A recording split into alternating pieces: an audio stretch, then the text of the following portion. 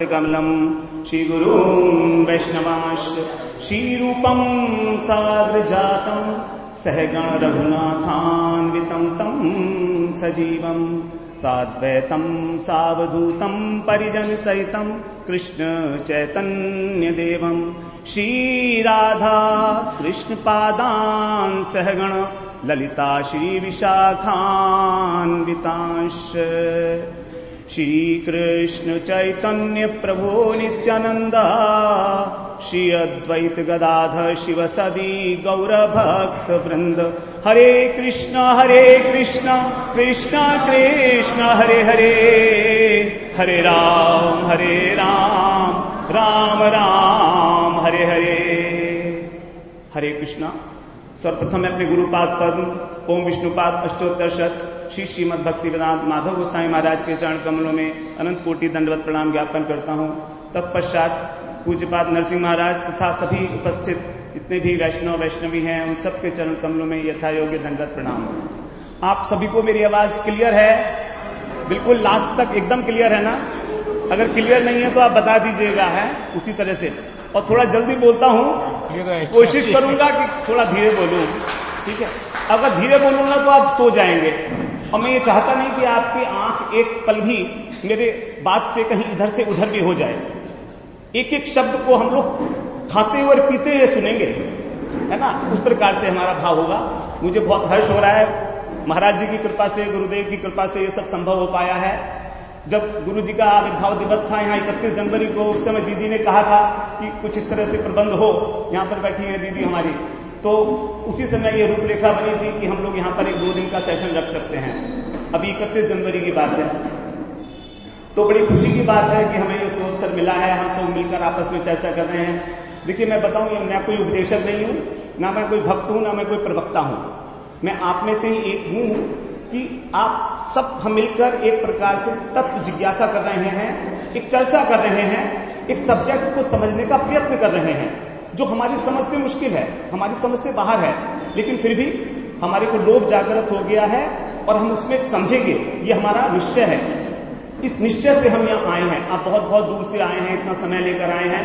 एक एक पल यहाँ का हम लोग जो है, जो कुछ भी हम लोग चर्चा करेंगे, आपको पैड भी दे दिए गए हैं, आप लिख लीजिए अपना प्रश्न।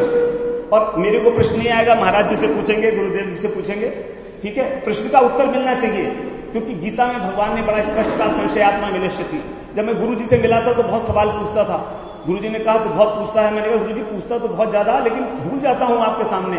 तो बोले ठीक है, डायरी में लिख जाता। तो प्रभु जी 100 200 क्वेश्चन लिखते जाता था मैं गुरु जी के सामने। और गुरु जी से कहता, गुरु जी कहते ठीक है चालू हो जा। तो मैं डायरी खोल के गुरु जी से प्रश्न पूछता था। तो प्रश्न पूछना ही, तत्व जिज्ञासा ही हमको आगे बढ़ाएगी। अगर हमारे मन में जिज्ञासा नहीं है उस सब्जेक्ट को समझने की, तो हम आगे नहीं बढ़ सकते। ये बिल्कुल निश्चित बात है। हमें कोई कथा नहीं करनी है यहाँ पर किसी प्रकार की भी। हमें समझना है कि जीवन का मूलभूत कर्तव्य है क्या, हम गुरु को धारण करेंगे तो क्यों करेंगे। ये सारी बातें हम लोग यहाँ पर धीरे धीरे चर्चा करेंगे। बड़ा गूढ़ है, मैंने इसीलिए यहाँ पर पीपीटी बना लिया है। ये प्रेजेंटेशन आपके सबके मोबाइल में उपलब्ध है इस समय, आप उसको भी देख सकते हैं। यहाँ पर दिखाई देगा आपको। एक एक शब्द को हम लोग समझेंगे और जो समझ में नहीं आए वो आप अंडरलाइन कर लीजिए, अपने पास लिख लीजिएगा और मुझसे पूछिएगा। और मैं चाहता हूं कुछ ऐसा प्रश्न पूछो जो मैं उत्तर ना दे पाऊं तो महाराज जी देंगे उसका उत्तर, ठीक है? और गुरु जी देंगे उसका उत्तर। जो भी है उत्तर हमें चाहिए। ये हमारा एक आग्रह है, हमारा गौड़ीय परंपरा से आग्रह है कि हमें सब प्रश्नों के उत्तर चाहिए अपने। तो इस प्रकार का एक हम लेकर अपने अंदर दृढ़ विश्वास लेकर आगे बढ़ेंगे। जैसे प्रभु जी ने कहा, सरलता पूर्वक, बिल्कुल एकदम सरल हृदय से, किसी प्रकार का कोई कुतर्क नहीं करेंगे कि प्रभु जी भगवान की बात हम क्यों माने, ऐसा कुछ नहीं। शास्त्रों में संपूर्ण श्रद्धा रखते हुए, क्योंकि जब तक शास्त्रों में श्रद्धा नहीं होगी हमारा कुछ भी पढ़ना लिखना सुनना बेकार है। कई बार हमारा मन ये पूछता है ऐसा क्यों पूछता है, लेकिन उससे होगा नहीं। बहुत सारी बातें ऐसी हैं जो अचिंत्य हैं, भगवान की अचिंत्य शक्ति है और बहुत सारी बातें अचिंत्य हैं, तो उनको हमें स्वीकार करना पड़ता है श्रद्धापूर्वक। तो इन सब बातों के साथ हम आगे बढ़ेंगे प्रेजेंटेशन के माध्यम से। कोई फॉर्मेलिटी नहीं है किसी प्रकार की, एक परिवार के सदस्य की तरह हम यहाँ बैठे हैं। आप कोई पराये नहीं है, आपका ही अपना प्रोग्राम है। किसी भी प्रकार आप ये ना सोचें कि ये कोई दूसरा कोई किसी का प्रोग्राम है, आपका ही प्रोग्राम है। और मैं तो चाहता हूं कि आप ही यहां पर आके एक बार ये प्रोग्राम करें, आप ही सीट के ऊपर बैठें, क्योंकि जैसे मैं बैठा हूं वहां से आप भी बैठ सकते हैं, क्यों नहीं बैठ सकते? मैं चाहता हूं सब लोगों को फंडे क्लियर हो जाने चाहिए। ये फंडा शब्द हम लोग इंजीनियरिंग में यूज करते थे।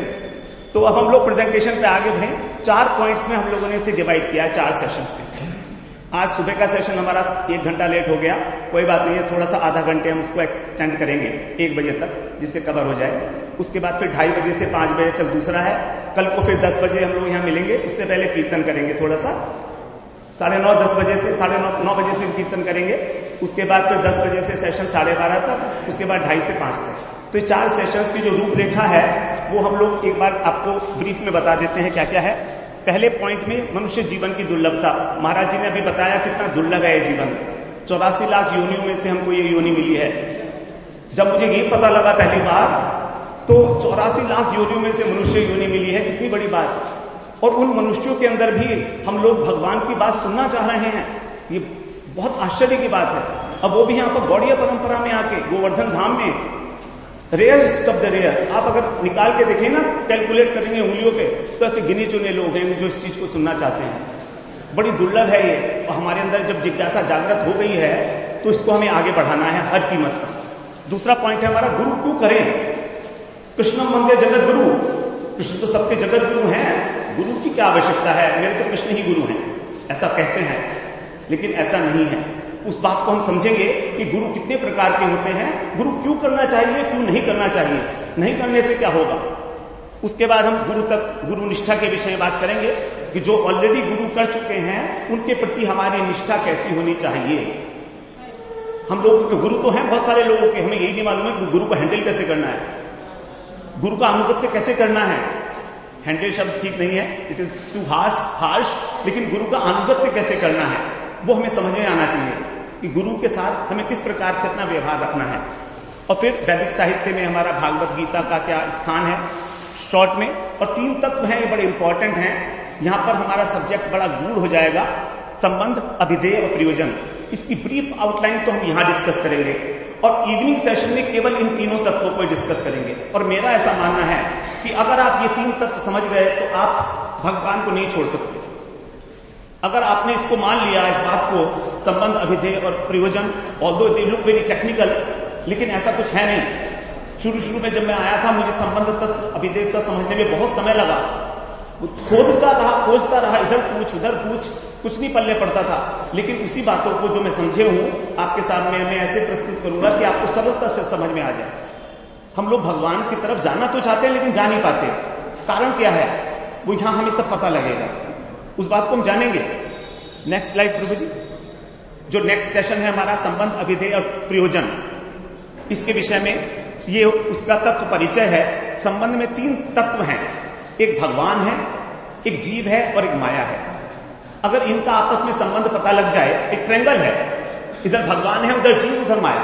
अब आपस में क्या इंटरपर्सनल रिलेशनशिप है इन तीनों की, यदि ये हमें क्लियर हो जाएगा तो हम समझ पाएंगे माया हमको हैंडल करते कैसे है। भगवान की एक शक्ति है माया, वो भी कैसे पकड़ती है, मुझे उसने कैसे जकड़ा हुआ है इस संसार में, ये बात समझना आवश्यक है। क्योंकि जब हम ये समझ जाएंगे कि ऐसे कौन से इंस्ट्रूमेंट्स हैं माया के पास जिससे वो हमें पकड़े हुए हैं, तो हम उपकरणों से छुट्टी पा सकते हैं। समझना आवश्यक है कि कहां चीजें जहां हम अटके हुए हैं इस संसार में, हम लोग कब से हैं, ये प्रश्न उठता है। तो गुरुजी बताते हैं अनादि, जब से भगवान तब से हम अनंत काल, कोई लिमिट नहीं। भगवान के दर्शन कर रखे हैं हमने, कोई फायदा नहीं हुआ, लट्टी भर भी आज तक वहीं के वहीं है। ऐसा नहीं है कि ना देखे होंगे, अनंत काल हुए हैं। अनंत का मतलब ही आप समझ सकते हैं क्या है, अनंत का कोई लिमिट ही नहीं है। तो जब से भगवान है तब से हम हैं, तो आज तक हम भगवान के पास क्यों नहीं जा पाए?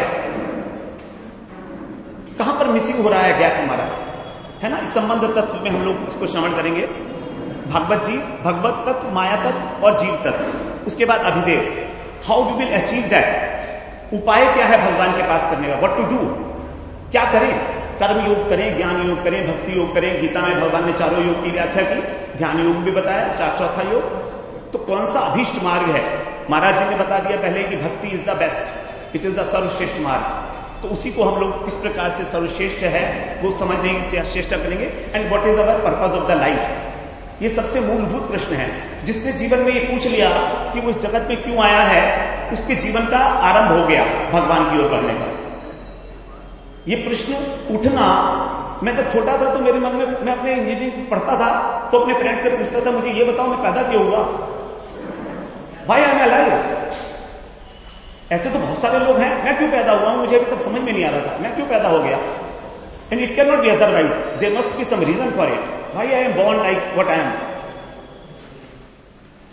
तो उसको जानने के लिए हमेशा मेरी उत्सुकता रहती थी कि जानूं उसको, जानूं तत्व को। पागल सा घूमता था मैं इधर उधर।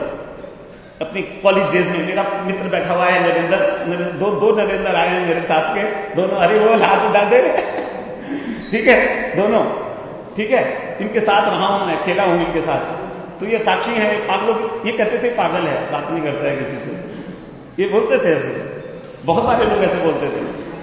अगला बताओ। फिर हमारा थर्ड सेशन होगा भक्ति के ऊपर। हमने सेकंड सेशन में ये प्रूव कर दिया कि bhakti is the only way. Then what is bhakti after all, है क्या भला ये। सब लोग हम भजन कर रहे हैं, किसी को कोई प्राप्ति नहीं हुई आज तक, 40-40, 50-50 साल से, अनंत काल से कर रहे हैं भजन भगवान का, माला भी घुमा रहे हैं, कभी भगवान की झलक तक नहीं आई, हृदय में कभी कोई स्पंदन नहीं उठा, कभी आंखों से आंसू नहीं निकले। क्यों? मीराबाई के तो खूब निकलते थे, हमारे क्यों नहीं निकलते। भक्ति के स्वरूप को जानना पड़ेगा, कौन सी भक्ति, क्या भक्ति, भक्ति में कहां पर मिश्रण हो रहा है। जैसे घी होता है, अब अगर हम अशुद्ध घी को नहीं जानेंगे तो शुद्ध घी को नहीं जान सकते। डालडा को जानना जरूरी है अगर देसी घी की पहचान करनी है, वरना हमें डालडा थमा दिया जाएगा। और आज मार्केट में डालडा मिल रहा है, सब लोग भक्ति कर रहे हैं, लेकिन केवल गौड़ीय संप्रदाय जहां मैं आया हूं, यहां मैंने देखा कि हाँ यही है शुद्ध परंपरा एक, जो हमें दे सकता है कुछ हमारे जीवन में। तो शुद्ध भक्ति क्या है, उसको बहुत विस्तार से हम लोग यहां पर श्रवण करेंगे। इस विषय में आपका कोई भी संशय होगा तो आप उसको मुझसे पूछिएगा। उसके बाद इसमें भक्ति के अंदर प्रॉब्लम कहां पर आती है, अनर्थ, हमारे जो पाप हैं उसके बारे में ब्रीफ में बात करेंगे, क्योंकि बहुत बड़ा सेशन है अनर्थ। By itself it will take around 5 to 6 hours, है ना। तो अनर्थ एक बहुत बड़ा टॉपिक है, हम लोग उसको ब्रीफ आउटलाइन करेंगे केवल। और फिर भक्ति के सोपान, हाउ विल बी राइजिंग, 1 2 3 4 क्या क्या स्टेप्स हैं, हमको कैसे पता लगे कि हम भक्ति के किस स्तर पर वर्तमान है आज, ये पता लग जाएगा हमको, बिल्कुल किसी से पूछने की जरूरत नहीं है। आगे प्रभु जी नेक्स्ट। चौथा सेशन है हमारा सात्वत संहिता, एक ही है, श्रीमद् भागवत। महाराज जी ने उसके विषय में बहुत अच्छी तरह बताया है। श्रीमद् भागवत के बिना कल्याण नहीं है, नहीं है, नहीं है, बिल्कुल नहीं है। भगवत गीता के बाद ही भागवत समझ में आती है, ये बात भी मैंने अपने जीवन में देखी। जब मैं गीता कर रहा था तो लोग मुझसे पूछते थे गीता पाठशाला वाले, प्रभु जी भागवत करेंगे, तो मैं हाथ जोड़ता था, no I can not enter into it, मेरा अभी संभव नहीं है प्रवेश, बिल्कुल संभव नहीं था, नॉट एट ऑल पॉसिबल। महाराज जी से भी मैंने कई बार पूछा है भागवत के विषय में, तो महाराज जी ने कहा देखो तुम ऐसे करो, ऐसे करो, ऐसे करो, बताते थे महाराज, लेकिन मुझे लगता था नहीं मैं नहीं कर सकता, नहीं कर सकता। लेकिन पता नहीं क्या हुआ, कुछ भगवान चाह रहे थे शायद इस प्रकार का कि भागवत करने की मुझे प्रेरणा दी। मैंने गुरुजी से कहा गुरुजी ऐसे ऐसे मेरा मन कर रहा है, तो मैं पहले 18,000 श्लोक का पाठ करूंगा। गुरुजी ने कहा कर लेगा, मैंने कहा हाँ गुरुजी करूंगा। तो मैंने 14 दिन के अंदर 18,000 श्लोक का संस्कृत में पाठ किया। मैं अपनी बात इसलिए बता रहा हूं कि भागवत की कृपा प्राप्त करने के लिए भागवत का मूल पाठ आवश्यक है, ये बात समझे। गीता में प्रवेश किए जब मैं 1 महीने तक एक वैष्णव के कहने से कार्तिक के महीने में प्रतिदिन 700 श्लोकों का पाठ करता था। तब मुझे ये नहीं पता था मुझे गीता के ऊपर कभी समझ में आएगी बात, लेकिन मुझे नहीं पता वो 1 महीने का मेरा पाठ प्रतिदिन 700 श्लोकों का बिना नागा 1 महीने कार्तिक के महीने में मुझको गीता पढ़ ले गया। उसी प्रकार से मुझे विश्वास है कि किसी भी ग्रंथ की कृपा प्राप्त करने के लिए हमें उसका मूल पाठ करना होगा। मैंने कहा गुरुजी से, गुरुजी मुझे संस्कृत तो आती नहीं है, तो बोला नहीं कोई बात नहीं है, भाव होना चाहिए हृदय का, भगवान उल्टा सीधा जो भी बोलेगा संधि विच्छेद नहीं कर पाएगा, कोई बात नहीं। गुरुजी ने कहा 5वें स्कंद में प्रॉब्लम आएगी, गद्य है, तो मैंने कहा ठीक है गुरुजी जैसा होगा। मैंने पहले सोचा 1 महीने में पाठ करूंगा, लेकिन 14 दिन में पाठ पूरा हो गया मेरा। 4 घंटे 5 घंटे बैठकर डेली पाठ करता था। तब 1200 श्लोक डेली करने पड़ते थे मुझको, 1200-1500 श्लोक संस्कृत के अंदर उच्चारण करने पड़ते थे। आगे अब हम लोग फर्स्ट पॉइंट पर आ जाते हैं अपने। अगर अगर आपको कुछ भी जो है समझ में नहीं आ रहा होगा तो आप हाथ खड़ा कर लीजिएगा। कोई छोटा प्रश्न होगा तो यही, बाद में कोई डिटेल होगा तो हम बाद में डिस्कस करेंगे। और इसके सेशन के बाद भी बाहर भी कहीं भी किसी जगह भी मुझसे आप पूछ लीजिए, खाते पीते, सोते उठते बैठते किसी भी समय, लेकिन संशय मत रखिएगा अपने मन में। बस ये मेरा आपसे निवेदन है, केवल एक ही निवेदन है। मैं ये चाहता हूं कि सारे संशय जो भी आप लेकर आए हैं मन में इच्छा, उसको पूरा करके जाएं। कहीं ऐसा ना हो, और अगर तुम्हारा आपका संशय है तो मुझे दे दें, वो मैं उसके साथ जीऊंगा और फिर मैं उसको सॉल्व करके आपको बताऊंगा। आप अपने मन में किसी प्रकार का संशय न रखें भगवान के भक्ति के विषय में। देखिए 3 बातें बड़ी दुर्लभ बताई गई हैं शास्त्र में, अत्यंत दुर्लभ है, जो हमें नहीं मिलती है। मनुष्यत्व, मुमुक्षत्व। मुमुक्षत्व का मतलब क्या है? हमको भगवान को प्राप्त करने की इच्छा।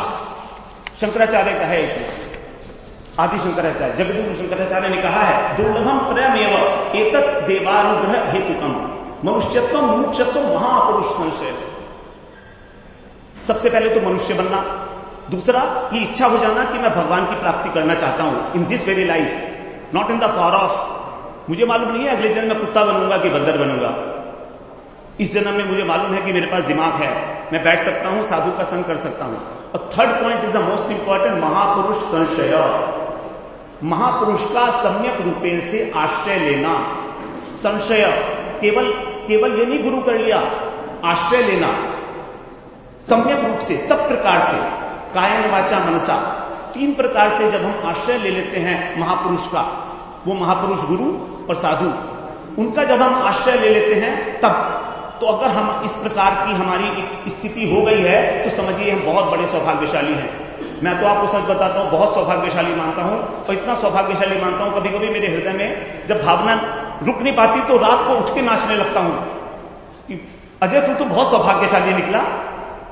You are not deserving it, but you are getting it right now, right here, not in the far of future, आज ही, अभी। इतना सौभाग्य, इतना अनुग्रह भगवान का। अभिभूत हो जाता है व्यक्ति सोच के कि आपने मुझ में क्यों करुणा की। तो देखिए ना, हमारे मन में जिज्ञासा आए तो उसको जिकाए रखिएगा, उसे सोने मत दीजिए। बड़ी मुश्किल से आए हैं आप लोग यहां पर, है ना, तो इसको जिज्ञासा को जगाए रखिए बस। उसके बाद फिर जो हमारी महापुरुष संशय बता रहा था मैं, उसके बारे में हम सत्संग के बारे में आगे बात करेंगे।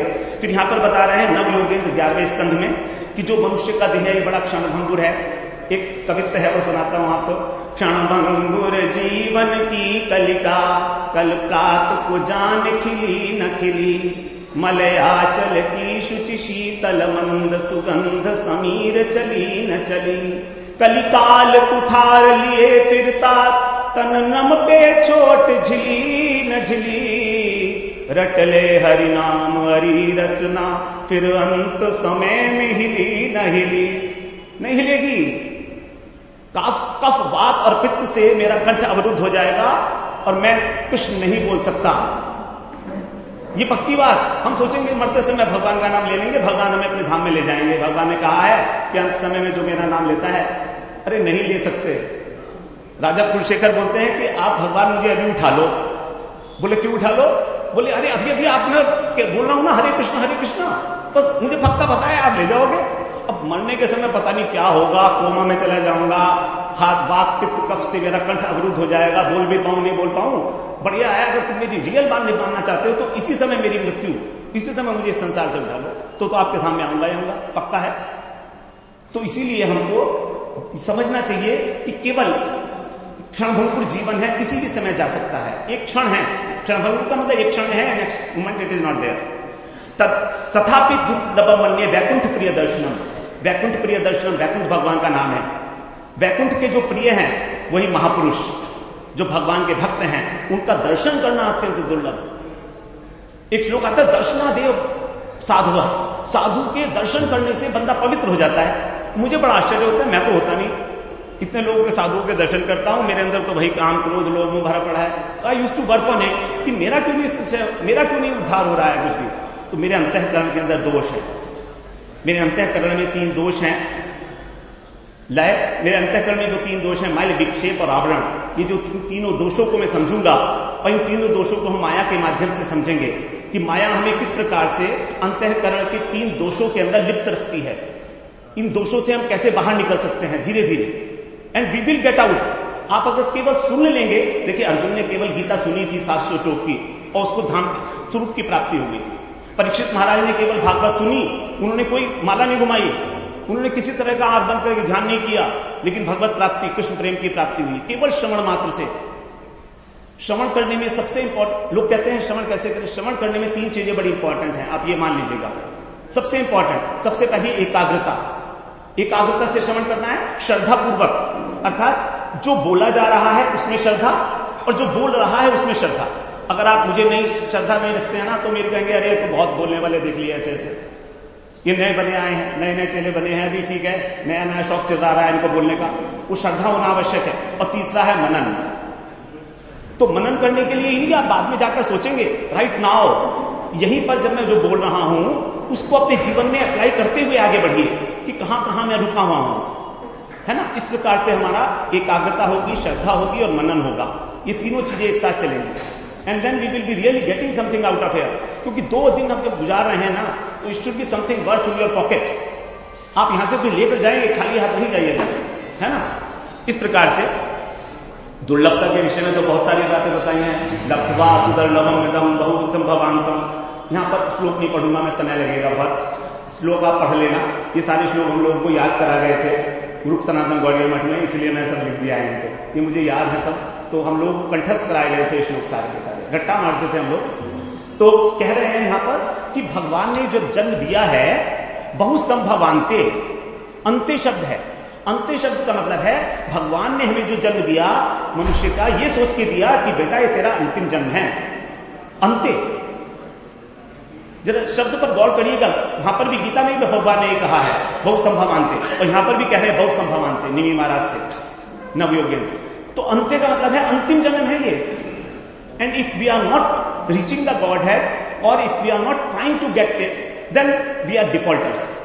जो प्रॉमिस हमने मां के गर्भ में भगवान से किया, हम लोगों ने एक एग्रीमेंट साइन कर रखा है मां के गर्भ में भगवान के साथ कि भगवान आप मुझे इस कष्ट में दोबारा मत डालना, मैं आपके साथ साइन करता हूं एग्रीमेंट कि जैसे ही बाहर निकलूंगा आपका भजन करके आपको प्राप्त करूंगा। भागवत में ये बात कपिल भगवान जो है देवहूति जी से कह रहे हैं। प्रत्येक जीव ये प्रॉब्लम वहां पर एग्रीमेंट साइन करता है भगवान के साथ। इतना कष्ट होता है उसको माता के गर्भ में, उस कष्ट में जीना नहीं चाहता वो, तो भगवान के साथ कहता है भगवान इस बार हो गया बस, अब अगली बार से देखिए आप मुझे मनुष्य जन्म दे रहे हैं, मैं निकलते ही माता के गर्भ से और आपका ही भजन करूंगा, आपके प्रति पूर्ण समर्पित होऊंगा। और यहां भी ये भी लिखा है उसमें कि कई बार कहता है कि आप मुझे यहां से निकालो ही मत, मुझे बड़ा कष्ट हो रहा है, लेकिन आपकी जो मेरे साइड में प्रेजेंस है, जैसे मान लीजिए मेरे साथ मेरे गुरुजी बैठे हो तो मुझे कितना आनंद होगा, आह्लाद होगा। तो ऐसे ही जब भगवान साथ में होते हैं जीव के माता के गर्भ में, तो उसको बड़ा आनंद की अनुभूति होती है। तो कभी तो ये कहता है कि मैं यहां खुश हूं, मुझे ये रहने दो, तो फिर कहता है नहीं नहीं मुझे यहां से निकाल दीजिए, मैं आपका भजन करूंगा। दोनों बातें उसके मन में आती हैं, हम सबके मन में। हम सभी माता के गर्भ से आए हैं, तो वहां हम सभी एग्रीमेंट किए अंत्य बहुसंभवांते, क्योंकि जितने भी हमारे विषय सुख हैं, आहार निद्रा भय मैथुन, ये पशुओं को भी हमसे ज्यादा प्राप्त हैं। बंदर कबूतर ये सब हमसे बहुत ज्यादा भोजन करते हैं, हाथी कितना भोजन करता है, हम क्या खाएंगे। तो ये सारे सुख तो हमेशा हमेशा मिलेंगे, वी शुड गो अहेड, है ना। अंत्य का फायदा उठाकर बहुसंभवांते अनेक अनेक योनियों में भ्रमण करने के बाद हम लोगों को मिला है। अगर हमको केवल इतनी सी बात समझ में आया, मुझे ये बात समझ में आ गई थी, किसी तरह से मुझे ये बात समझ में आ गई कि बेटा ये तोरा अगर तू भजन नहीं करेगा तो कुत्ता बिल्ली बनेगा अगले जन्म में। एंड मेरे को कुत्ता बिल्ली नहीं बनना, ना मुझे नरक जाना। जब मैंने नरक का वर्णन पढ़ा 5वें स्कंद में, मेरे रोंगटे खड़े हो गए। सारे के सारे नरक मेरे लिए लिखे हुए हैं, 28 नरकों में मुझे यात्रा करनी पड़ेगी। 5वें स्कंद का जो अंतिम अध्याय है उसमें 28 नरक का वर्णन है, और जब पढ़ा तो लगा सारे नरक में मुझे जाना पड़ेगा। तो am I ready for going there, है ना। मैंने सोचा मैं नहीं जाऊंगा ना, मुझे पशु पक्षी बनना है, ठीक है, कुछ नहीं बनना है मेरे को आगे। वरना अगर हम अटके रहेंगे ना, आसक्ति है तो यही जाना ही पड़ेगा। 28वें 26वां जो स्कंध है उसको पढ़ेंगे। तुलसीदास जी ने बोला है कबहु कर करुणा नर देही देत ईश विदुहेत शरीर। भगवान ने जो दे दिया ना हमें शरीर, ये अहेतुक करुणा है उनकी, अपार करुणा। कोई कारण नहीं है क्यों दिया ये शरीर, हमको दे दिया। सोचा कि चलो अब ये जो है आगे बढ़ेगा, मेरा भजन करेगा, मुझे प्राप्त करेगा। बिकॉज भगवान पागल है हमारे से मिलने के लिए, आपको पता नहीं होगा, रोते हैं। अगर पता लग जाए आपको कि भगवान मेरे लिए रोते हैं, सबके लिए रोते हैं, भगवान की जीव कैसे भटक रहा है, जैसे बाप रोता है ना, करोड़पति बाप है, बेटा भिखारी भिखारी बना हुआ घूम रहा है, तो रोएगा नहीं, रोएगा नहीं बाप। लोगों को भेजेगा उसके पास कि जाओ, उसे समझाओ कि मैं हूं इसका बाप, मेरे पास आ जाए। ऐसे भगवान हमें गुरुदेव को भेजते हैं, साधु को भेजते हैं, भक्तों को भेजते हैं, जाओ समझाओ। कब तक? फिर कोई ये भी कह सकता है कि भगवान ने फिर हमको भेजा क्यों? वो इसलिए भेजा कि भगवान ये एक क्रीड़ा कर रहे हैं, खेल खेल रहे हैं। उनके लिए तो ये समझिए खेल है, ये चौपड़ का खेल है, खेल रहे हैं। लेकिन इच्छा उनकी यही, हम सारे के सारे उनके पास लौट जाए। He is doing lot of efforts for us. फिर आगे बताया यहां पर 84 लाख योनियों में 9 लाख तो जलचर हैं, 9 लाख जो जल में रहते हैं। उसके बाद 20 लाख जो स्थावर हैं, जो पेड़ होते हैं उनको स्थावर योनि बोलते हैं। उसके बाद कीट पतंग ये भी हैं 11 लाख, पक्षी है 10 लाख और पशु है 30 लाख और मनुष्य 4 lakh. We are rarest of the breed. और 4 लाख में भी मनुष्यों में अलग अलग क्वालिटी के हिसाब से 4 लाख हैं। आप कहेंगे हम तो एक ही क्वालिटी है, ऐसा नहीं है। यहीं पर इसी ब्रह्मांड में नहीं है, और भी बहुत सारे इस ब्रह्मांड में भुवन है, तो सबको मिला के है 4 लाख योनियां हैं इस प्रकार की। तो मनुष्य शरीर की महिमा बड़े भाग मानुष तन पावा। देवता भी इस योनि को तरसते हैं कि किसी प्रकार, क्योंकि इसी में हम भजन कर सकते हैं। जो इंद्र है ना, वो भजन नहीं कर सकता। इंद्र के पास, इंद्र सत्गुणी है, हम रजोगुणी हैं, लेकिन इंद्र के पास ये ऑप्शन नहीं है कि वो भजन कर सके भगवान का। तो पता नहीं कितनी बार तो भगवान से लड़ाई कर ली उसने। जानता है भगवान है, उसकी वजह से भगवान यहां पर अवतार लिए राम और कृष्ण के रूप में, सब जानता है वो। लेकिन तो भी इतना वो है, उसका भोग में इतनी आसक्ति है, क्योंकि वो भोग योनियां हैं। तो देवता हो चाहे पशु हो, है तो एक उच्च है, सत्वगुणी है, एक तमोगुणी है, लेकिन दोनों भोग योनि है। So we are in between. जो हम लोग मनुष्य योनि में है, कर्म योनि, कर्म करके भजन करके केवल मनुष्य ही प्राप्त कर सकता है भगवान को, देवता नहीं कर सकता। हम लोग पता नहीं कितनी बार इंद्र बन चुके, पता नहीं कितनी बार राजा बने, प्रजा बने, सब कुछ बने, लेकिन सब वही के वही हैं आज। आगे फिर बता रहे हैं मनुष्य जो देवताओं के शरीर होते हैं वो बड़े दिव्य होते हैं। कुछ तेज प्रधान देवता होते हैं, वायु प्रधान देवता होते हैं, भूत वगैरह जो होते हैं वो भी हम लोगों से ज्यादा पावरफुल हैं, देवता की श्रेणी में आते हैं वो भूत पिशाच इत्यादि भी। तो देवताओं के शरीर है वो हाड़ मांस के बने हुए नहीं है हमारी तरह। सुगंध आती है उनके शरीर से, कमल की सी खुशबू आती है, लेकिन तो भी भागवत तक सुनाने के लिए मना कर दिया सुखदेव जी ने उनको। जब वो आए थे भागवत के लिए, कह रहे थे कि परीक्षित महाराज को आप जो है अमृत पिला दो और भागवत हमें दे दो, तो सुखदेव जी महाराज हंसे, उनको भगा दिया वहां से, भाग जाओ तुम यहां। अरे व्यापार करते हो भागवत का, और आजकल तुम देखते व्यापार भी हो रहा है, कलयुग है, कुछ कह नहीं सकते, होगा ही होगा। तो जो भागवत व्यापार में हो रही है, वो भागवत से कभी कल्याण हुआ? जब मैं छोटा था तो ढोंगरे जी महाराज की भागवत सुनने गया था बद्रीनाथ में, 20 साल का था मैं, तो तभी से मेरी इच्छा हो गई थी भागवत। पता नहीं था क्या होगा, लेकिन बड़ा आनंद था। 7 दिन वहीं पर रहे बद्रीनाथ के अंदर, ढोंगरे जी महाराज की भागवत हुई थी। उस समय फिर दिल्ली में भागवत होती थी, हर जगह जाता था, रामलीला मैदान में ढोंगरे जी महाराज की। और उस भागवत के लिए जो यहां पर होती है ना, देवता लोग भी तरसते हैं। हमें नहीं तरसना चाहिए ऐसी चीज के लिए। रियल में मतलब कृष्ण प्राप्ति कर्म साक्षात, महात्मा बताया साक्षात कृष्ण की प्राप्ति कराने वाला यदि कोई वचन है तो उसको भागवत समझो, वही भागवत वचन है जो साक्षात कृष्ण की प्राप्ति करा सकता है। और हमारा जो शरीर है ये मनुष्य शरीर, साधन धाम मोक्ष के द्वारा, इसी से हमको मोक्ष की, भगवान की प्राप्ति होगी, और किसी शरीर से नहीं हो सकती। केवल इसी शरीर से साधन किया जा सकता है। साधन के लिए और कोई हमारे पास शरीर नहीं है उपयोगी। पशु बहुत सारी योनियां हैं, 84 लाख योनियों में कोई भी योनि हमारे लिए उपयुक्त नहीं है, केवल मनुष्य का शरीर ही हमारे लिए उपयोगी है। कारण क्या है? कारण यह है कि हमारे अंदर विवेक शक्ति है। We can find out what is right, what is wrong. शास्त्रों का अनुशीलन कर सकते हैं, जान सकते हैं कि मुझे क्या करना चाहिए, क्या नहीं करना चाहिए, क्योंकि शास्त्रों में 2 प्रकार के उपदेश दिए गए हैं, विधि और निषेध। विधि क्या है, अर्थात क्या करना है, और निषेध क्या प्रतिकूल है भगवत प्राप्ति के लिए और क्या अनुकूल है, ये हमारे शास्त्रों में बताया गया है। तो उसको केवल एक मनुष्य ही अपनी बुद्धि से एनालाइज कर सकता है, मनुष्य कर सकता है। विवेक की प्रधानता के कारण ही शरीर की प्रधानता है। अब अगर हम मनुष्य होकर भी उस विवेक शक्ति का उपयोग नहीं करेंगे तो भगवान सोचेंगे कि भाई इसने विवेक का उपयोग तो नहीं किया, इसको ऐसा कर तो पशु बना देते हैं। इसको खाने का बहुत शौक है, ठीक है, कुछ पशु बना देते हैं। सोने का बहुत शौक है, कोई पशु योनि दे देते हैं, जम के सोएगा। विवेक तो लगा नहीं रहा है अपना। विवेक का उपयोग करना है हमको। विवेक के बिना हम ये नहीं जान सकते कि हम शरीर नहीं है, हम आत्मा है। अब इस बात का अनुभव, आत्मा और शरीर का जो पृथकता है, इसका अनुभव सबसे इंपॉर्टेंट है। मैंने गुरुजी से सबसे पहले प्रश्न पूछा था, गुरुजी ये मेरी देहात्म बुद्धि कब खत्म होगी, अर्थात मैं अपने को शरीर मानता हूं तो ये बुद्धि। गुरुजी ने कहा तो ऐसा प्रश्न पूछता आते ही। मैंने कहा गुरुजी यही तो सबसे बड़ा अड़चन है, देहात्म बुद्धि, देहाध्यास जो है मेरा, वो मैंने ये अनुभव कब होगा कि मैं आत्मा हूं, मुझे अनुभव चाहिए। तो बोला बेटा भजन कर बस, और कुछ नहीं, अपने आप से होएगा। धीरे धीरे धीरे धीरे जैसे तेरे हृदय के अंतःकरण शुद्ध होगा। अब देखिए जैसे मैं आपको बोल रहा हूं, ऐसे मैं परमेश्वरी प्रभु जी से पूछा करता था, प्रश्न पूछा करता था। परमेश्वरी प्रभु जी मुझे समझाते थे रूप सनातन में, तो मेरी समझ में नहीं आता था। अभी कुछ समझाया उन्होंने, फिर वो पूछते थे अगले दिन पता मैंने क्या बोला, तो मैं प्रभु जी भूल गया मैं तो फिर मैंने प्रभु जी से कहा प्रभु जी मैं पढ़ाई लिखाई में तो ठीक ही था, लेकिन आपकी बात समझ में क्यों नहीं आती, मेरे ये बताइए आप। तो बोले देखिए कोई रट्टा विद्या नहीं है, ये बात समझ ले तू सोच रहा है कि तू वहां पर 90% लाता तो यहां भी 90% ले आएगा, ऐसा नहीं होगा। ये अंतःकरण की शुद्धि का प्रश्न है। जितना अंतःकरण तेरा शुद्ध होगा। तो मैंने कहा प्रभु जी कैसे होगा, बोले तो जब 6 महीने या मठ का प्रसाद खाएगा ना, तब तेरे को कुछ अनुभव होगा। तो मैं सुबह शाम मैं कुछ नहीं, मठ से जो मिलता था शाम को वही ले जाता था, वही खाता था।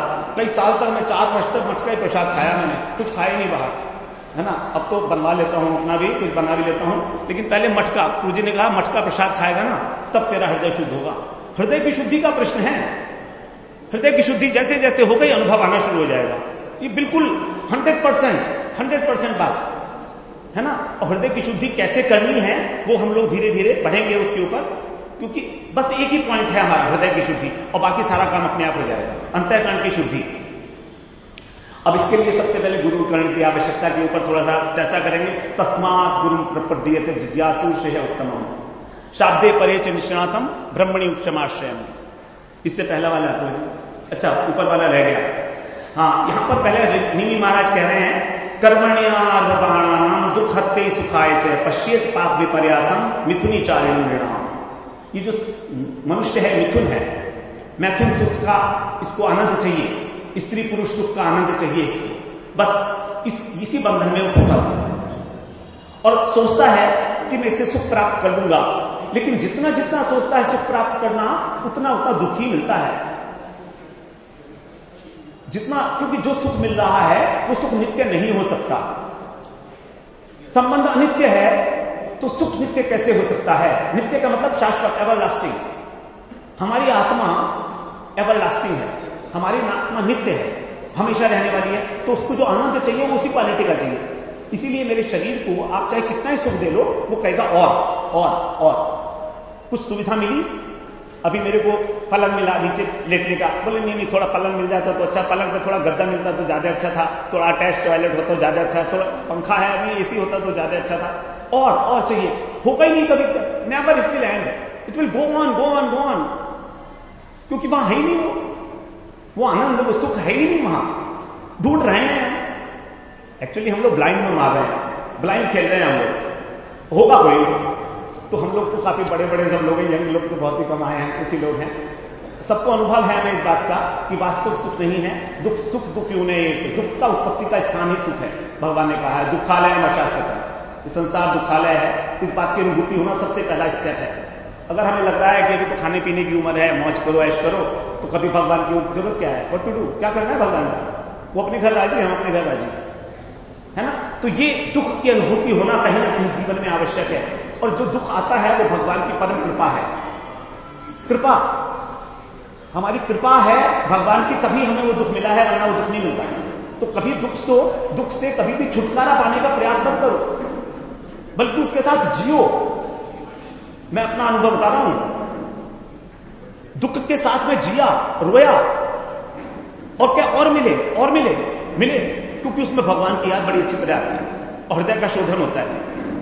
This is a automatic process of purification, दुख का मिलना। अगर हम मस्ती में रह रहे हैं तो क्या है, कुछ लोग मेरे आए हैं, मित्र लोग हैं, सब बड़ी कृपा है सब लोगों की, मेरे साथ पढ़े हुए हैं लोगों का, मेरा बड़ा सौभाग्य है कि इनके दर्शन आज मैं कर पा रहा हूं। सबसे हाथ जोड़ जोड़ के कहा आप दर्शन देने आ जाओ मुझे। तो मैं कह रहा था कि दुख हमको जब मिलता है ना, तो उससे ये ना सोचो कि मुझे कब इससे छुट्टी मिले ना, क्योंकि आपके चाहने से कुछ मिलना नहीं है। आपके चाहने से ना तो सुख मिलना ना दुख मिलना। प्रहलाद जी तो कहते हैं भाई कि तुमको जो दुख मिलता है क्या तुम उसको चाहते हो? बोले नहीं चाहते। बोले फिर भी मिलता है ना? बोले हाँ मिलता है। तो फिर सुख को क्यों चाहते हो? अरे सुख तो मिलेगा ही मिलेगा जब मिलना है, रोक नहीं सकता कोई उसको, नोबडी कैन स्टॉप इट। तो जो सुख के लिए प्रयत्न कर रहे हैं वो कहते हैं मूड है, वेस्ट कर रहे हैं अपना टाइम, करो नहीं करो। अब देखो मैंने यहां पर 6 साल से रह रहा हूं, ठीक है, मेरे साथ ना मेरा परिवार है ना कोई, अकेला रहता हूं, तो मुझे तो कोई दुख नहीं है, कोई सुविधा की कमी नहीं है, सारी सुविधाएं मिलती हैं। जिस दिन जो खाने का मन करता है वो मेरे पास आ जाता है अपने आप से, फैसिलिटीज, कहीं से फोन आ जाता है, भंडारे में आ जाओ, इधर आ जाओ, उधर आ जाओ। जब मन होता है कभी, सारी इच्छाएं पूरी होनी है। 6 साल से कभी ऐसा अभाव का अनुभव नहीं हुआ मुझे, किसी प्रकार के कोई अनुभव का सुख मिल रहा है सुख जो मेरे भाग्य में, उसको कोई नहीं रोक सकता। चाहे मैं घर छोड़ूं, चाहे मैं घर ना छोड़ूं, चाहे मैं जंगल में चला जाऊं, तो ये बात को स्वीकार करना पड़ेगा कहीं ना कहीं ना। तो कह रहे हैं यही बात कि हमको दिन दिन दुख बढ़ता ही जाएगा जितना जितना आप सुख का प्रयत्न करेंगे, मिलना नहीं है हमको सुख। और संसार के जो विषय भोग हैं हम जानते ही, संस्पर्श होगा दुखी होने होते। भगवान ने गीता में बोल दिया कि सब दुख के उत्पत्ति के स्थान हैं। इसलिए जो बुद्धिमान पुरुष है वो बड़ा बढ़िया काम करता है, वो इनमें रमता नहीं है, इनको भोगता तो है। ऐसा नहीं है अगर कोई सुख मुझे मिल रहा है तो मैं उसको भोगता हूं क्योंकि वो मेरे प्रारब्ध में है। राजा पृथु के जीवन में कथा आती है, वो राजा थे और मन से बिल्कुल वीतराग, तो उन्होंने उसमें लिखा है, पर सुखदेव जी कहते हैं कि पृथु महाराज ने जितने भी विषय सुख मिले उनको भोगा। इसलिए भोगा कि उनके जो पुण्य थे उनका क्षय करने के लिए, अर्थात पुराने जन्म में जो हमने अच्छे काम किए उनको भी तो नष्ट करना पड़ेगा ना, केवल पाप नहीं, पुण्य को भी नष्ट करना पड़ेगा। तो पुण्य को नष्ट करने के लिए हमें जो विषय है उसको भोग करेंगे और वो नष्ट हो जाएगा। उसी प्रकार से जो पाप किए हैं उसका हमें दुख मिलेगा और दुख को हम भोग लेंगे बिना प्रतिकार किए तो वो भी नष्ट हो जाएगा। तो विषय भोग इसलिए करते हैं कि जिससे हमारे पुण्य नष्ट हो जाए। हमें पुण्य को भी नष्ट करना है, हमें कोई पुण्य नहीं करना, हमें कोई दान वान नहीं देना, कुछ भी नहीं देना। पुण्य बन जाएंगे, अगला जन्म फिर मिलेगा, बड़े पैसे वाले हो जाओगे आप। पहले जन्म का दान किया हुआ है तो आज पैसा आ रहा है हमारे पास। तो हमें पुण्य का भी नाश करना है, ये नहीं सोचना कि हमको पुण्य करना है जी, सुख कमाना है जी, नहीं, ऐसा भी नहीं, वो अपने आप मिलेगा। अब जब ये बात समझ में आ जाती है तो राजा निमि को बोलते हैं वो तस्मात् गुरुम प्रपद्येत। तस्मात् भैया अब तुमको ये बात समझ में आ गई ना, इसलिए तस्मात् मान इसलिए गुरुम प्रपद्येत, अब तुम गुरु जी की शरण में चले जाओ। प्रपद्येत, प्रपद्येत का मतलब होता है जो हमारे पैर होते हैं उसको आगे का जो पंजा होता है उसको ऐसे पकड़ लेना, उसको प्रपन्न बोलते हैं। तो उसको पकड़ लिया हमने, बस गुरु जी के चरण को पकड़ लिया, हमें छोड़ेंगे नहीं। प्रपद्येत, तस्मात् गुरु प्रपद्येत, यहां पर विधिलिंग है संस्कृत के अंदर, आज्ञावाचक है ये। आज्ञावाचक का मतलब करना ही होगा, नहीं करेंगे तो जीवन का लक्ष्य नष्ट हो जाएगा। प्रपद्येत, जिज्ञासु श्रेय उत्तमम, जो जिज्ञासु व्यक्ति है केवल वही जाएगा गुरु के पास जो जिज्ञासु है, जो जिज्ञासु नहीं वो नहीं जाएगा। क्यों जाएगा? श्रेय उत्तमम, उसका उत्तम कल्याण कहां पर है? सबसे उत्तम कल्याण है अपनी आत्मा का उद्धार कर लेना इसी जीवन में, राइट नाउ। हमारे पास है सारी फैसिलिटीज अवेलेबल, हमारी तरफ से ही थोड़ा सा एक प्रतिबंध हो रहा है, कहीं रोक रखा है हमने अपने को। शाब्दे परिचय निष्णातम, कि गुरु के बता रहे हैं कौन से गुरु की शरण में जाना चाहिए, स्वरूप लक्षण क्या है उनका, तटस्थ लक्षण क्या है। स्वरूप लक्षण है गुरु का कि हम उनको भगवान का अनुभव हो। जब तक गुरु को भगवान का अनुभव नहीं होगा तब तक वो हमारे ऊपर कृपा नहीं कर सकते। उनकी जो कृपा हमारे ऊपर बरसती है वो अनुभव से बरसती है। और साथ ही साथ उनका जो तटस्थ लक्षण है, मतलब सेकेंडरी, तो primary symptom and the secondary symptom. तो सेकेंडरी सिम्टम है कि उनको जो तत्व सिद्धांत है, जो पुराण है, उसका ज्ञान भी होना चाहिए। क्योंकि जब प्रश्न पूछेंगे गुरु जी से और गुरु जी इधर उधर डोल मोल करेंगे तो हम कहेंगे ये तो ऐसे गुरु हैं, हमारी श्रद्धा फिट बैठेगी नहीं उनके ऊपर, हम कहेंगे नहीं मजा नहीं आया गुरु जी, तो श्रद्धा बनेगी नहीं हमारी। तो इसलिए उनको तत्व ज्ञान होना भी आवश्यक है। लेकिन ऐसा होते हुए भी तत्व ज्ञान प्राइमरी नहीं है, प्राइमरी है अनुभव, अनुभूति। उनका जो अनुभव है, ब्रह्म ज्ञान का जो अनुभव है, ब्रह्म अनुभूति है, वही मेन लक्षण है। अब हम कैसे जानेंगे कि गुरु जी को ब्रह्म ज्ञान का, ब्रह्म का अनुभव है कि नहीं है? कैसे पता लगेगा? कोई बताएंगे तो है नहीं गुरुजी कि मैंने भगवान को देख लिया है, कोई भी नहीं बताएगा वैष्णव। एक प्रभु जी ने किसी से पूछा कि आपने भगवान को देख लिया है, तो बोले देखो इसके 2 प्रश्न के उत्तर हो सकते हैं, या तो हाँ या ना। अब मैं हाँ कहूंगा तो भी तुम्हारा कोई कल्याण नहीं होना, ना नहीं करूंगा तो भी कोई कल्याण नहीं होना, किसी प्रकार भी। तो ये प्रश्न ही बेईमानी है। तो कैसे समझेंगे कि गुरुजी को अनुभव है? गुरुजी के आचरण को देखकर पता लगता है। उपरति उपलक्षण, उपरति हो जाएगी उनको, संसार से विरक्ति होगी। वो संसार को करने का उपदेश नहीं देंगे आपको कि संसार में कैसे और लिप्त हो जाए, भैया तू ये वाला बिजनेस लगा ले, इससे तेरे को प्रॉफिट होगा, ये कर ले वो कर ले। वो ऐसा उपदेश नहीं देंगे। वो आपको केवल भगवान के भजन में ही प्रवृत्त कराएंगे, संसार से विरक्त होकर। संसार में उनकी कोई आसक्ति नहीं है, सबको एक समान मानते हुए अपने सब शिष्यों को। फिर आगे बता रहे हैं, ताते कृष्ण भजे करे गुरु सेवन, माया जाल छूटे पाए कृष्ण रे चरण। अगला स्लाइड बना देना मुझे, है ना, कि जब कृष्ण का भजन करेंगे हम तभी ये माया छूटेगी हमारी। ये माया महारानी जो है हमको छोड़ने वाली ना है ऐसे, जब तक हम आश्रय नहीं लेंगे गुरु जी का। माया जाल छूटे पाए कृष्ण रे चरण, कृष्ण के चरणारविंद की प्राप्ति हमें गुरु के अनुसार ही होगी। और क्यों होगी वो भी हम आगे जानेंगे, क्योंकि गुरु तत्व को जानना बड़ा महत्वपूर्ण है। मैं जब सबसे पहले आया था तो मेरा सबसे पहला जो श्लोक था वो गुरु तत्व का ही श्लोक था, सबसे पहला श्लोक। और उसी को हमने याद किया है, हर एक श्लोक को याद किया और समझा उसको, एक एक अर्थ उसका समझा। तो जब तक गुरु तत्व नहीं समझेंगे तब तक हम धर्मार्थ में आगे नहीं बढ़ सकते। गुरु तत्व को समझना, आगे अपने आप से हम भजन करते हैं वो तो बहुत अच्छी बात है, वो भजन हमको गुरु तक ले जाएगा, बस इतना ही, उससे आगे नहीं ले जा सकते। कृष्ण की कृपा से हमको गुरु मिलते हैं, गुरु की कृपा से हमें कृष्ण की उपलब्धि होती है। कृष्ण की कृपा से कृष्ण की उपलब्धि नहीं होगी, कृष्ण की उपलब्धि होगी गुरु की कृपा से। क्योंकि भक्ति जो है कृष्ण की वो गुरु के हृदय में विराजमान है, वो अपनी भक्ति हमारे हृदय में संचरित कर सकते हैं। कृष्ण के अंदर वो भक्ति विराजमान नहीं है, वो हमें नहीं दे सकते। जब ध्रुव महाराज की इच्छा हुई थी तो ध्रुव महाराज को नारद जी भेज दिया, नारद जी मिले, नारद जी ने उपदेश दिया, गुरु लिया, तब भगवान की प्राप्ति हुई। प्रहलाद महाराज को नारद जी ने उपदेश दिया, माता के गर्भ में थे जब। तो बिना गुरु करण के किसी को गुरु मिले हों, ऐसा होता है, देखा जाता है। जो जात रचित साधुक हैं, जिन्होंने पुराने जन्म में बहुत बहुत भजन किए हैं बचपन से ही, उन लोगों ने, यहां तक कि मीरा भाई को भी जो है गुरु करने ही पड़े थे तथाकथित रूप से, तो सबने ही किसी ना किसी प्रकार गुरु किया ही है। भगवान ने स्वयं ही करके दिखाया, कृष्ण के भी गुरु, राम के भी गुरु, महाप्रभु के भी गुरु थे। इस प्रकार से गुरु ग्रहण की आवश्यकता को तो समझना चाहिए। तुलसीदास जी बोल रहे हैं, बिनु गुरु होय न ज्ञान, ज्ञान की होय विराग बिनु, गावहि वेद पुराण सुख, की लई है हरि भगति बिनु। अरे भाई तुम सुख कहां से लोगे जब तक तुम्हारे हृदय के अंदर ज्ञान नहीं होगा। ज्ञान के बिना हृदय में वैराग्य की उत्पत्ति नहीं होगी। हम चाहते हैं संसार से विरक्त हो जाएं, लेकिन बिना ज्ञान के नहीं होगा। ज्ञान और वैराग्य ये दोनों ही पुत्र हैं भक्ति के। ज्ञान और वैराग्य ये दोनों पुत्र हैं। तो जहां पर भक्ति देवी होती है वहां अपने आप आ जाते हैं सेवा करने के लिए। माता जी हैं, माता जी बताइए हम क्या करें। तो ज्ञान के लिए और वैराग्य के लिए हमें भक्तों को पृथक रूप से कोई प्रयास नहीं करना, अपने आप आ जाएगा। हरि कथा सुनते सुनते सारे तत्व ज्ञान हो जाएंगे। हम लोग क्या कहीं पर जाकर पढ़े ज्ञान को? हमने तो किसी प्रकार का कोई ज्ञान अर्जित नहीं किया। हाँ, बस हरि कथा सुनी, भजन किया, माला करी और धीरे धीरे समझ में आने लगी बात।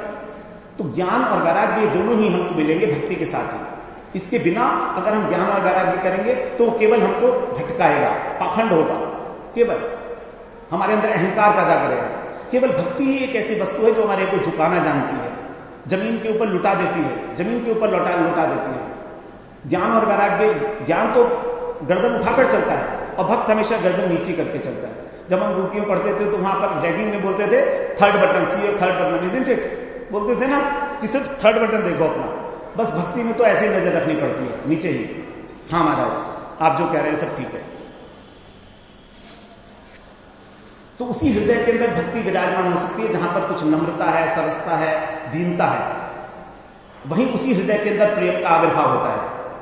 जब कृष्ण प्रेम का आविर्भाव होता है तो व्यक्ति अत्यंत दीन हो जाता है। विद्या विनय संपन्न, विद्या जब प्राप्त होती है तो विनय आ जाता है। और अगर विद्या के साथ विनय नहीं आ रहा है तो विद्या नहीं है, वो अविद्या है। हाईएस्ट कैटेगरी ऑफ अविद्या है अगर विद्या के साथ विनय नहीं आ रहा है। और हमारी जो भौतिक विद्या है उससे हमें विनय नहीं मिलता है, उससे हमारा अहंकार बढ़ता है। हमारी नाम के आगे 2-4 डिग्री जरूर लग जाती है बस, और अहंकार पोषित होता है। जबकि विद्या क्या है, उससे हमको नम्रता आती है, दीनता आती है, और वो तभी आती है जब हम गुरुकरण करते हैं, क्योंकि गुरु हमें झुकना सिखाते हैं। अब गुरु के आगे देखिए, गुरु के पास जो कृपा है वो नीचे आएगी, कैसे आएगी? इट विल फ्लो, पानी की तरह से। अगर हम ऊंचे ही बैठेंगे गुरु जी से अपना, तो फिर कहां से आएगी कृपा? जब नीचे बैठेंगे तो अपने आप फ्लो करेगी ऑटोमेटिकली। कुछ लोग कहते हैं गुरु जी कृपा नहीं करते मेरे ऊपर, आप तुम्हारे ऊपर बड़े करते हैं। अरे मेरे ऊपर क्या खास कृपा करते हैं गुरु जी? सबके ऊपर गुरु जी की कृपा है, सिर्फ लेने की बात है। तो कृपा का जो स्वरूप है, हम लोगों ने एक पॉइंट रखा है कि हाउ टू गेट दैट कृपा, उसको कैसे प्राप्त करें हम लोग। लास्ट सेशन में, 4th सेशन में है वो पॉइंट। और शिव जी और ब्रह्मा जी तक ने तो ये किया है, गुरु विरंच क्या है, जो विरंच शंकर सम होई, गुरु बिनु भवनिधि तरह ही न कोई। गुरु जी के बिना कभी कोई भवनिधि पार नहीं कर सकता। प्रयास कर सकता है लेकिन पार नहीं हो सकता वो।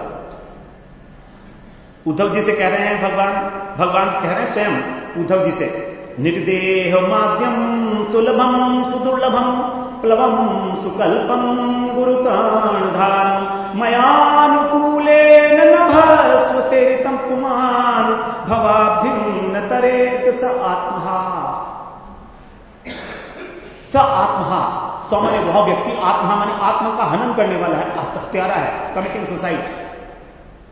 कि नरदेह माध्यम, जो हमारी नरदेह है, इस नरदेह को प्राप्त करके जो कैसी है, एक सुदृढ़ नौका की भांति। प्लवम का मतलब सुदृढ़, प्लवम का मतलब है नौका, सुकल्प माने दृढ़, तो अत्यंत दृढ़ नौका है ये हमारी। अगर हम इसको भी प्राप्त कर लें, नंबर 1। नंबर 2, गुरु कर्णधारम, और हमने गुरु भी कर लिए, हमारे कर्णधार हैं, हमारे नाविक हैं, हमने गुरु भी कर लिए। नंबर 2। नंबर 3, मयानुकूले नभस्व तेरितम विमान। अब जब नाव चल रही है समुद्र में, तो भगवान क्या करते हैं कि जो अनुकूल वायु है उसको प्रभावित करते हैं, जिससे नाव अपने डेस्टिनेशन पर जा सके। तो मेरे अनुकूल जो वायु है वो मैं प्रोवाइड करता हूं, और वो वायु क्या है? वो वायु है साधु संग। मेरे को बहुत दिन बाद समझ में आया ये बात कि भगवान वो हवा कब देंगे कि गुरु करने के बाद मेरी नाव जो है ठिकाने पे लग जाए। तो मुझे समझ में नहीं आता मयानुकूल ने नभस्व का क्या मतलब है। महाराज जी, मेरे समझ में नहीं आता मयानुकूल है, तो मयानुकूल का मतलब बताया मेरे को कि जो भगवान के अनुकूल वस्तु हैं, भगवान के अनुकूल महापुरुष जो साधु हैं, वो जब हम गुरु का लेकर आश्रय, गुरु का अनुगत्य करके महापुरुष की शरण में भजन करते हैं, तब भी यदि हम इस संसार से पार नहीं हो सकते, तब हम हत्यारे हैं अपनी आत्मा के लिए। तो 3 चीजें यहां पर बड़ी स्पष्ट बताई। नंबर 1 शरीर, नंबर 2 गुरुकरण, और नंबर 3 साधु संग। ये तीनों चीजें यहां पर इंपॉर्टेंट है, इनके बिना नहीं होगा। और अगर हम ऐसा भी नहीं कर रहे हैं, और हमारा तो ऐसा हो भी रहा है, हमारे पास शरीर भी है, हमारे पास गुरु जी भी है, हमारे पास साधु भी हैं, साधु संग भी हो रहा है, लेकिन तो भी देखते हैं हम, तभी कह रहे हैं आत्महा हो भैया, तुम हत्यारे हो, कमिटिंग सुसाइड। आत्मा का हनन ही वास्तव में आत्महत्या है। फिर आगे यहां पर गुरु पदाश्रय के रूप गोस्वामी पाद ने 64 अंग बताए हैं। उसमें से जो भक्ति रसामृत सिंधु है, उसमें 64 अंग बताए हैं भक्ति के। और भक्ति के जो 64 अंग हैं, उनमें से जो पहले 10 अंग हैं, उनमें से भी जो पहले 3 हैं वो यही हैं। गुरु पदाश्रय सबसे पहला अंग है गुरु पदाश्रय। इनके बिना हमारा एंट्री नहीं है। उसके बाद फिर गुरु से दीक्षा और शिक्षा का ग्रहण करना, और तीसरी बात है विश्वम्भेर गुरु सेवा। 3 बातें इंपॉर्टेंट है ना। गुरु का आश्रय ले लिया, नंबर 1।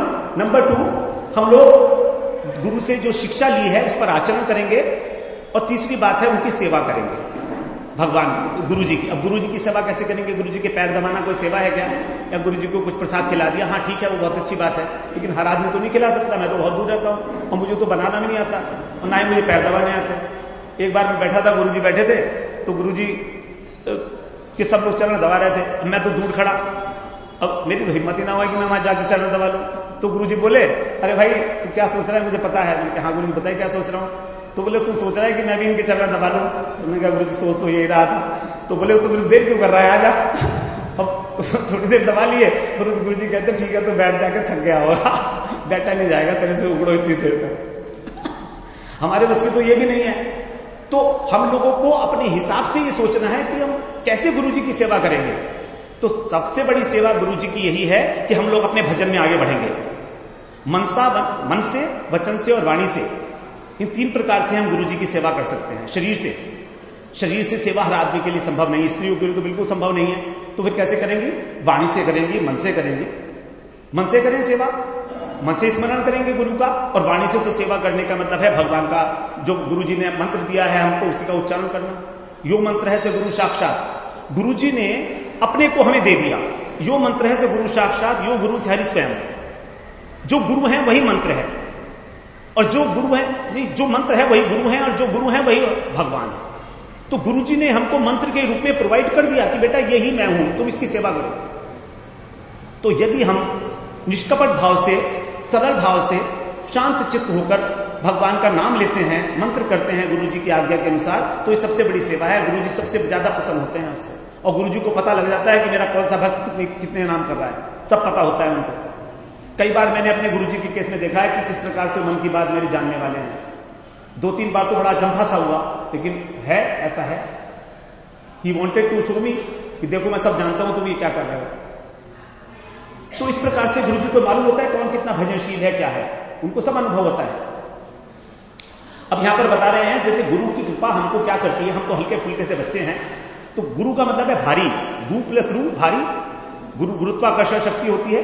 तो जो भारी चीज है वो क्या है, इसके ऊपर रख दिया तो उड़ेगा नहीं पत्ता, ये पत्ता उड़ेगा। ये कागज था, हवा होती तो उड़ जाता संसार में, लेकिन अभी नहीं उड़ेगा क्योंकि भारी चीज रख दी। तो गुरु भारी है, हमारे ऊपर बैठ गए, मतलब हमारे मन को केंद्रित कर दिया। हमारा मन चलायमान, चित्त चलायमान भगवान में जमता नहीं है। कैसे करेंगे?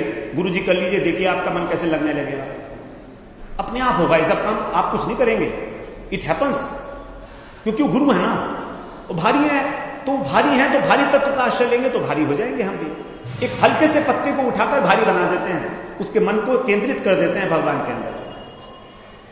इसीलिए उनको कहा गया है गुरु, और गुरु ही जो है भगवान के आश्रय विग्रह हैं। कृष्ण की जो कृपा है, कृष्ण की अनंत अनंत शक्तियां हैं, उन सबसे बड़ी शक्ति है कृपा शक्ति। वो कृपा शक्ति जब एक साथ घनीभूत हो गई तो उसने एक आकार धारण किया, और वही आकार है गुरुदेव। कृपा घन मूर्ति कहा गया है उनको। हिज ग्रेस, क्या बोलते हैं इंग्लिश में, his grace divine and all that, है ना, ग्लोरीज ऑल ग्लोरीज है। हाँ, मेरे को इंग्लिश में एक्चुअली टर्मिनोलॉजी क्लियर नहीं है बहुत अधिक, तो वही बोलते हिज ग्रेस। सारी कृपा जो इकट्ठी होकर, घनीभूत होकर, कंडेंस होकर गुरु जी के स्वरूप में सामने दिखाई दे रही है हमको, हाड़ मास के रूप में दिखाई दे रही है नहीं वो हाड़ मास, वो कृपा है साक्षात, वो घनीभूत कृपा है, उन्हीं के माध्यम से हमको मिलने वाली है। अब हम आगे बढ़ेंगे गुरु निष्ठा के ऊपर। सबसे पहले हम समझते हैं गुरु निष्ठा का क्या मतलब है। निष्ठा का मतलब नी प्लस ठा। नी का मतलब नितराम, ठा मानी स्थिति, जहां पर आप पक्की रूप से ठहर गए हैं, अब कहीं नहीं इधर उधर भागना।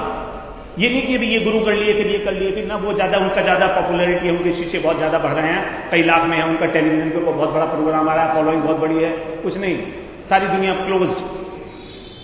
गुरु निष्ठा, निश्चल भाव से। भगवान ने गीता में बुद्धि के ऊपर जितना जोर दिया है उतना कहीं नहीं दिया।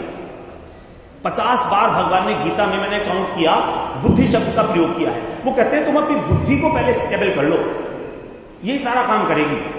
भजन तो बात की बात है। जब तुम्हारी बुद्धि सेटल नहीं हो रही है तो निश्चयात्मक बुद्धि, व्यवसायत्मिका बुद्धि, जैसे बनिया होता है ना, तो बनने का एक ही ऑब्जेक्टिव है पैसे कमाना, 1 पॉइंट टारगेट, चाहे कैसे भी हो। पिताजी को भी नहीं छोड़ता आपने, मैं भी बनिया ही था, अब तो नहीं हूं। तो बस निश्चयात्मक, व्यवसायत्मिका बुद्धि का मतलब 1 पॉइंट ऑब्जेक्टिव, प्रॉफिट मोटिव, है ना। तो जब हमारी ये बुद्धि होगी कि मुझे प्रॉफिट चाहिए केवल, तब हमारे को जो है उसमें निश्चयात्मक बुद्धि बनती है गुरु के अंदर। तो वही है निष्ठा हमारी, निश्चल बुद्धि, नितराम स्थिति, जहां पर अच्छी प्रकार से हम स्थित हो गए हैं। भगवान ने गीता में 2 प्रकार की निष्ठा तो बताई। लौकिक निष्ठा है लेकिन वो काम की नहीं है हमारे। हाँ, कर्म में निष्ठा और ज्ञान में निष्ठा भगवान ने बता दी वहां पर, साधारण लोगों के लिए जो कर्म में लगे हैं, ज्ञान में लगे हैं। लेकिन भगवान वहां पर एक छुपा गए, ये भक्ति निष्ठा के विषय में 3 प्रकार की निष्ठाएं हम बताएं। भगवान ने तो 2 बताई, कर्म निष्ठा और ज्ञान निष्ठा, लिखा है ना यहां पर, लोके अस्मिन् द्विधा निष्ठा। लेकिन तीसरी निष्ठा भगवान ने केवल संकेत मात्र किया, जो समझना चाहेगा समझ लेगा, नहीं समझेगा तो अनाड़ी। वो दुख भगवान ने, अगली वाली स्लाइड दिखाना, ये देखिए इसमें जो है वो जो निष्ठा, समासे नहीं वो कौनते निष्ठा ज्ञान से या परा। जो ज्ञान से भी परम निष्ठा है ऊपर की, वो निष्ठा जो है परम निष्ठा है, और वही निष्ठा है भगवत निष्ठा, भगवान के अंदर निश्चित हो जाना। ये ज्ञान का, ये उसका अतिक्रमण कर देती है। कैसे चलेगा ये ना, ये ज्ञान निष्ठा का भी अतिक्रमण करने वाली है ये निष्ठा भगवान के प्रति, इसको बोलते हैं भगवत निष्ठा। और यही है निर्गुणी निष्ठा, जिसका आज गुरुदेव मेंशन कर रहे थे। गुरुदेव ने कहा था 17वें अध्याय में 3 प्रकार की श्रद्धा बताई गई है, सात्विकी, राजसी और तामसी। भगवान वहां भी गोल कर गए। भगवान ने वहां पर निर्गुणी श्रद्धा का वर्णन नहीं की क्या? देखिए, श्रद्धा 2 प्रकार की होती है, एक लौकिक और एक परमार्थिक। तो जहां पर हमारा ऑब्जेक्टिव किसी संसार की वस्तु की उपलब्धि है, वहां पर तो है वो लौकिक, और जहां हमारा ऑब्जेक्टिव भगवान की प्राप्ति है वो है पारमार्थिक श्रद्धा। पारमार्थिक श्रद्धा होती है निर्गुणी, और लौकिक श्रद्धा होती है ये त्रिगुणात्मक माया के अंदर में। तो ये जो है निर्गुणी श्रद्धा है, निर्गुणी निष्ठा। तो भगवान ने यहां पर भी इसको गोल मार दिया, क्योंकि गीता जो है भक्ति के विषय में बहुत अधिक नहीं बोली है, लेकिन जो भक्ति षष्ठक है उसमें भगवान ने बड़ा स्पष्ट करा है, कई बार कराया है वहां पर। तो ये भगवान जो गुरुदेव हैं हमारे, वो तदीय वस्तु है। तदीय का मतलब होता है जो भगवान से लिंक्ड है, उन्हीं की अपनी है। जैसे मेरा परिवार है, तो वो तो भगवान की तदीय वस्तु हैं, उनके आश्रय विग्रह हैं। इसलिए गुरु निष्ठा भी हमारी निर्गुणी निष्ठा है।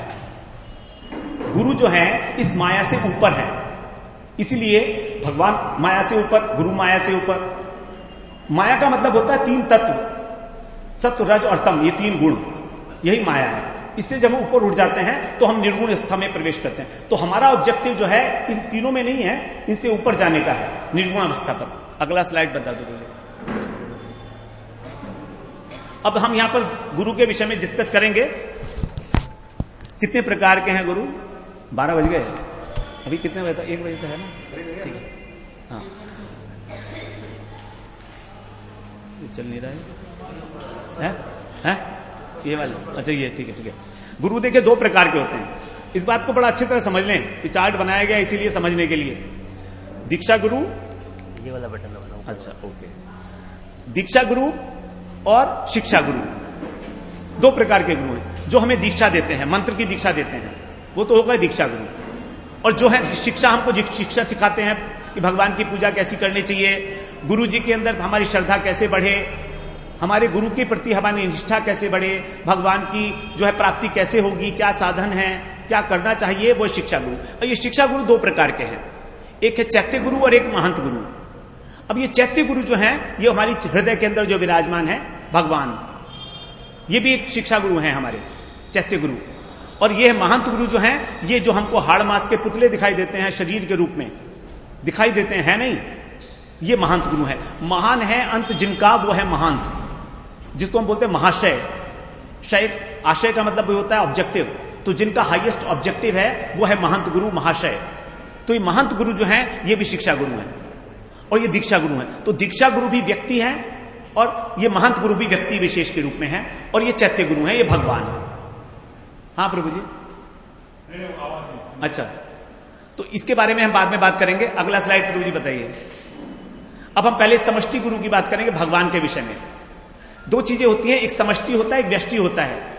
समष्टि का मतलब सारा जगत, और व्यष्टि का मतलब इंडिविजुअल, व्यक्ति, इंडिविजुअल पर्सन। तो समष्टि गुरु जो है वो, जिस प्रकार एक ही कृष्ण ब्रह्म है, अंतर्यामी परमात्मा है और भगवान है, उसी प्रकार वो समष्टि गुरु तत्व भी हैं। जब कहा गया कृष्णम वंदे जगत गुरुम, इसका मतलब है कि गुरु समष्टि गुरु है, वो सबके गुरु हैं। वो कृष्ण किसके गुरु नहीं है, ऐसा कोई है ही नहीं, वो समष्टि गुरु है। क्लियर हो गई हमारी बात। अब समष्टि गुरु होने के कारण उनको जगत गुरु कहा गया है। भागवत पुराण में कृष्ण को परम गुरु के नाम से पुकारा गया है। यहां पर होता है कलौ न राजन जगताम परम गुरुम, ये परम गुरुम। तो हे राजन, इस कलयुग के अंदर जो परम गुरु हैं वो त्रिलोकनाथात, त्रिलोकी के नाथ हैं, सबके नाथ हैं वो। उनके पाद पंकज के प्रति अर्थात उनके चरणारविंद में प्रायण माने अक्सर, मर्त्या माने मनुष्यों की, भगवंतम अच्युतम अक्षंती, हमारी बुद्धि नहीं होती कि उनके पूजा करें। जो कृष्ण परम गुरु हैं उनके प्रति हमारी इच्छा नहीं होती कि हम की पूजा करें। तो इसी प्रकार के अनेक अनेक प्रकार के पाखंड जो है वो प्रचलित हो गए हैं इस जगत में। अगली स्लाइड प्रभु जी, इसका अर्थ अगली स्लाइड में दिया है। हे राजन, भगवान इस जगत के पिता हैं, परम गुरु हैं। इंद्र ब्रह्मा के भी जो त्रिलोकाधिपति हैं उनके चरणों की में अपना सर झुकाते हैं। लेकिन कलयुग के लोग इतने मूढ़ हैं, हम लोगों के लिए कह रहे हैं, इतने मूढ़ हैं कि पाखंड के कारण उनका चित्त भटकेगा संसार में और वो प्रायः अपने कार्य से भगवान की पूजा से विमुख हो जाएंगे। तो गुरु यहां पर हैं, परम गुरु, नो डाउट अबाउट इट, ये एस्टैब्लिश हो गया। अगली स्लाइड पर मुझे अभी समष्टि गुरु के बारे में गीता में भी भगवान ने, अर्जुन ने कहा है, पितासि लोकस्य चराचरस्य त्वमस्य पूज्यस्य गुरुर्गरीयान, कि आप इस चराचर संसार के पिता हैं, पूजनीय हैं और गुरुओं के भी महान गुरु। इसलिए वो समष्टि गुरु होते हुए भी व्यष्टि जीव रूप में संसार का उद्धार करते हैं। इसलिए गुरु और भगवान के लिए कहा गया कि हमको समभाव से भक्ति करनी है। अब ये जो श्लोक था, ये श्लोक हमारे लिए बड़ा इंपॉर्टेंट था समझने के लिए। जब मैं यहां आया, श्लोक पढ़ा मैंने, तो इस पे बड़ा मुझे आश्चर्य हुआ था और मुझे बड़ा आसान भी लगा। यस्य देव पराभक्ति यथा देवे तथा गुरु तस्य ते कथिता यथा प्रकाशन्ते महात्मने। अगर हमको किसी शास्त्र का अर्थ समझना है, गीता का, भागवत का, किसी भी शास्त्र का मर्म अर्थ समझना है, तो बड़ा आसान तरीका बता दिया कि जैसी भक्ति तुम्हारी भगवान के प्रति है वैसी भक्ति गुरु के प्रति कर लो, बस इतना करना है आपको। जैसे भगवान को मानते हैं वैसे गुरु को मानने लगो। जैसे देवे पराभक्ति, जो भगवान के प्रति हमारी भक्ति भावना है उतनी ही गुरु के प्रति कर लो। तस्य ते कथिता ही अर्था प्रकाशन्ते महात्मा, उस महात्मा के हृदय में शास्त्रों के अर्थ अपने आप प्रकाशित होने लगेंगे। तो मुझे समझ में नहीं आता था, गीता भागवत कुछ भी समझ नहीं आती। मैंने कहा गुरु जी के प्रति भक्ति होनी चाहिए, ये तो पक्का हो गया है, बड़ा आसान हो जाएगा समझना, कुछ करना धर नहीं, अपने आप से होगा वो तो प्रकाशित। लेकिन ये भक्ति होना बड़ा मुश्किल है। हमें ऐसा लगना चाहिए कि हमें गुरु मिल गए तो हमें भगवान का क्या करना है। और मुझे शुरू में लगा था ऐसे ही, जब गुरु जी मिल गए तो मैंने कहा मुझे भगवान से कोई लेना देना नहीं, ठीक है मिले तो मिले, ना मिले तो कोई दिक्कत ना है, क्या करना है, गुरु जी है ना, बस बहुत है, इतना बहुत है। ये हृदय में धारणा आ जानी प्रभु जी बड़ी मुश्किल काम है। लेकिन शुरू में हम लोग कोशिश कर सकते हैं, धीरे धीरे आने भी लगती है। अगला प्रभु जी, दीक्षा गुरुदेव के बारे में बात करेंगे हम, जो व्यष्टि के रूप में है। श्री कृष्ण जो हैं वही, श्री कृष्ण स्वयं व्यष्टि रूप में अपने भक्त को आधार बनाते हैं। जब कृष्ण को कृपा करनी होती है वो किसी भक्त का आश्रय लेते हैं और उसके अंदर अपने गुरुत्व को, अपनी कृपा शक्ति को डाल देते हैं। वही भक्त जो है गुरु कृष्ण अधिष्ठित हो गया, अब कृष्ण उसके अंदर आ गए, अब वो शिष्य को दीक्षा प्रदान करते हैं। इसलिए दीक्षा गुरु को कृष्ण का रूप कहा गया। यहां पर कह रहे हैं गुरु कृष्ण रूप, रूप का मतलब है साक्षात कृष्ण आ गए उसमें। हम शास्त्रीय प्रमाण, शास्त्र इसके अंदर प्रमाण है कि जो गुरु हैं, दीक्षा गुरु, वो गुरु कृष्ण का रूप है। देखिए दो चीजें समझेंगे हम, रूप और स्वरूप, दोनों में अंतर है। तो दीक्षा गुरु जो है वो रूप है और गुरु रूप कृष्ण कृपा करे भक्त गणे। गुरु कृष्ण ही गुरु के रूप में कृपा करते हैं हमारे ऊपर। तो कृष्ण का रूप है गुरु और गुरु रूप में कृष्ण हम पर कृपा करते हैं। यह है दीक्षा गुरु, जो हमको दीक्षा देते हैं, मंत्र दीक्षा देते हैं। कृष्ण जो है गुरु रूप में भक्तजनों पर कृपा करते हैं। तो भगवान के जो तदीय भक्तजन है, मतलब जो भगवान के भक्त हैं, वो उनके अनुगत्य में भक्ति का जब महात्म श्रवण करते हैं, अर्थात उनसे हम हरिकथा श्रवण करते हैं, तब उनको प्राप्त करने की इच्छा करते हैं भगवान को, तो फिर हमको भगवान की प्राप्ति होती है। कृपया कृष्ण देवस्य तद भक्त जन संगतः, तद भक्त जन संगत है, मतलब अपने भक्तों के जन, जो भगवान के जन हैं, उनकी संगति में जब हम भजन करते हैं तो कृपा करके जो कृष्ण हैं उनकी हमें कृपा मिलती है। और कब मिलती है? भक्ते महात्मम कर्ण आकर्ण्य, जब हम भक्ति का महात्म श्रवण करते हैं। हम लोग यहां पर भक्ति का महात्म श्रवण करने वाले हैं। भक्ति का महात्म जब हम श्रवण करेंगे, ताम इच्छन सद्गुरु भजे, और इच्छा करेंगे कि भगवान की प्राप्ति हो।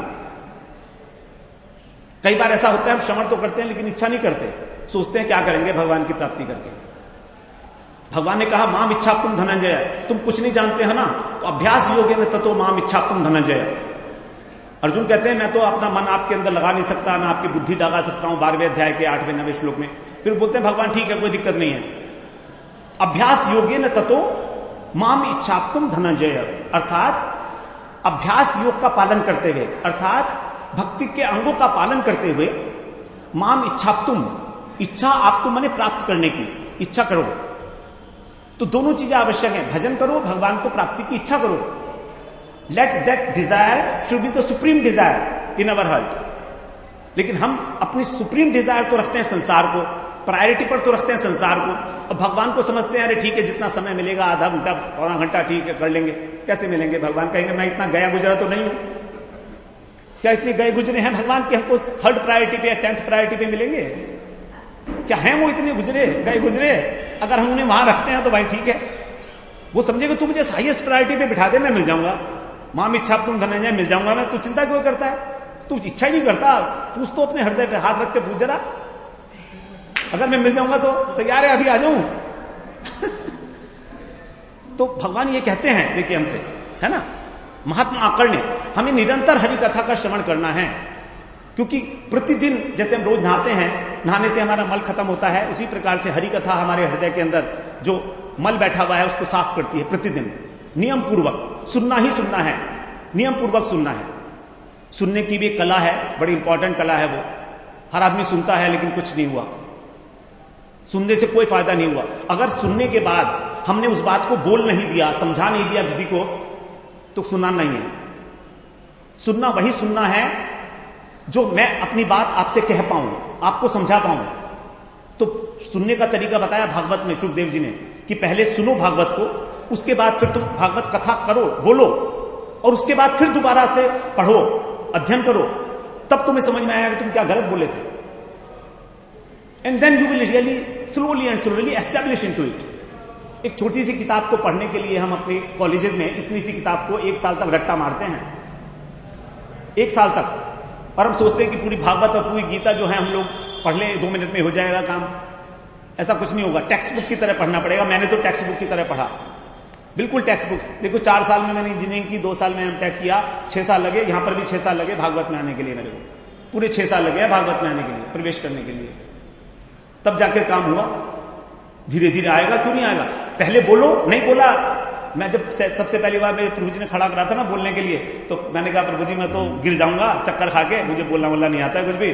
तो बोले अरे तू चिंता क्यों करता, ग्लास रखा हुआ है, मैं तुझे संभाल लूंगा, खड़े होकर बोल। तो हेसिटेशन है हम लोगों को कि हम बोलना नहीं चाहते हैं।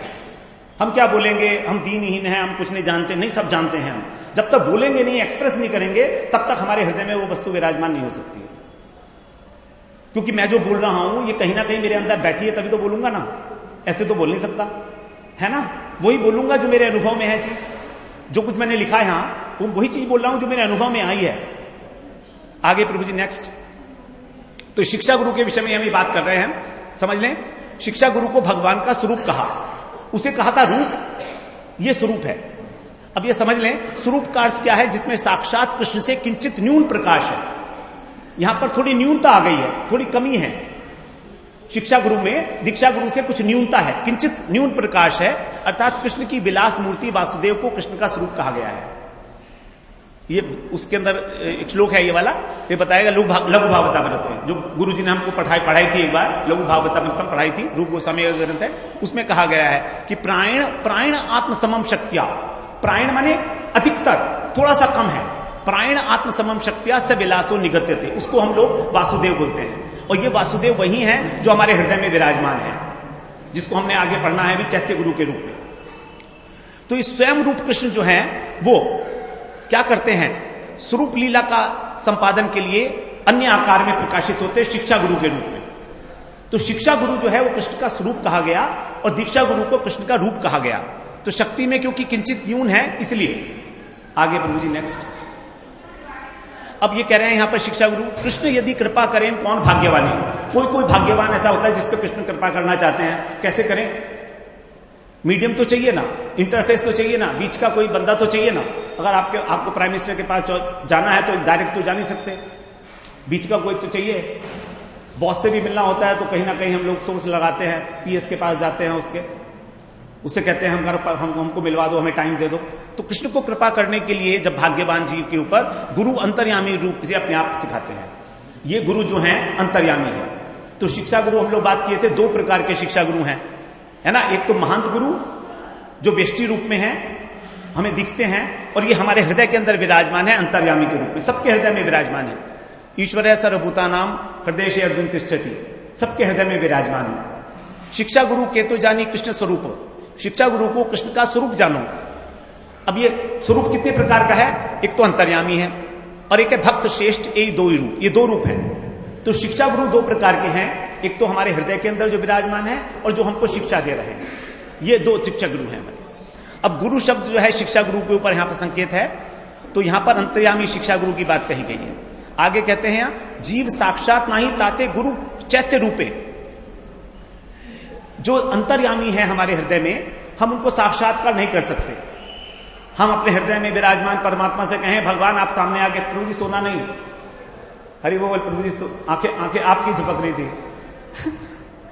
ठीक है ना। साक्षात हम चाहें भगवान अंतर्यामी का साक्षात्कार करना चाहें तो नहीं हो सकता, तो क्या करें, शिक्षा गुरु के आगे सामने।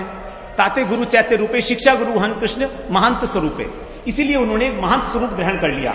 तो जो अंतर्यामी परमात्मा है हमारे हृदय में, वही शिक्षा गुरु के रूप में, एक व्यक्ति के रूप में हमारे सामने आ गए। तो जो भगवान थे वो तो दीक्षा गुरु के रूप में हमारे सामने हैं, और जो चैत्य गुरु हैं, जो अंतर्यामी हैं, वो महंत गुरु के रूप में हमारे सामने आ गए। आगे प्रभु जी नेक्स्ट स्लाइड पर देना।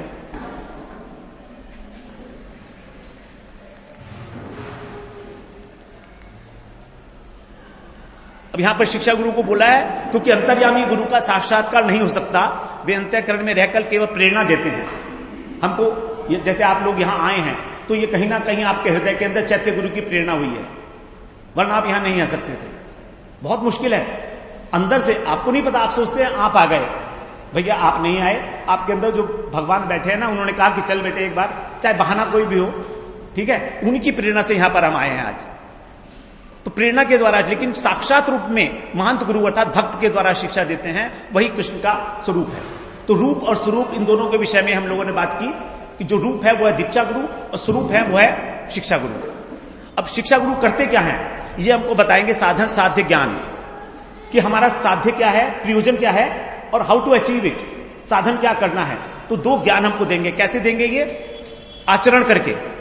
इनको जो अपनी अनुभूति हुई है भगवान के विषय में, वो हमारे हृदय के अंदर डाल देंगे, किसी ना किसी तरह से संचरित कर देंगे।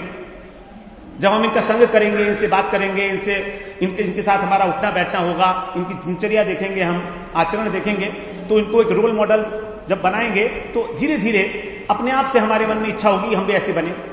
अब यहां पर जब आए तो सब लोग सुबह 3 बजे उठते थे, 3:30 बजे, और हम तो उठने वाले 7 बजे और 8 बजे जी। संडे को तो सो रहे हैं जी 10-10, 11-11 बजे तक, ऐसे थे हम, है ना। अब जब देखा यहां पर तो शर्म आने लगे अपने ऊपर, अरे लानत है तुम्हारे ऊपर, क्या करते हो तुम, ये मरोगे क्या, भगवान की प्राप्ति करने आए हो, सुबह को 10 बजे तक 7 बजे तक सो रहे हो पड़े हुए। उनका आधा दिन बीत जाता है 3 बजे उठ के, तो लगता है ना अपने मन में धिक्कार होता है अपने हृदय को। तो धीरे धीरे हम उसका आचरण जो है अपने जीवन में लाना आरंभ करते हैं, इसलिए उनका संग आवश्यक है। अगला प्रभु जी, अब जो चैत्य गुरु हैं इसके विषय में बात करेंगे। ये क्या करते हैं, एक तो प्रेरणा करते हैं हमको, जो हम लोगों को कि हमको जो है भगवान का भजन करना चाहिए। तो सबसे पहले तो यही करते हैं अंतर्यामी होके।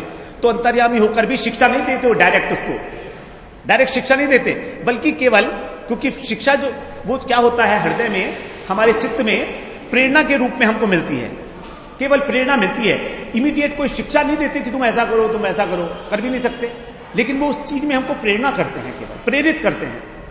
अब वो प्रेरित करें या ना करें वो हमारी मर्जी है। जैसे मान लीजिए हमारे को कहा अंतर्यामी भगवान ने कि चल थोड़ा भजन कर ले, अब हम करें या ना करें वो हमारी मर्जी है।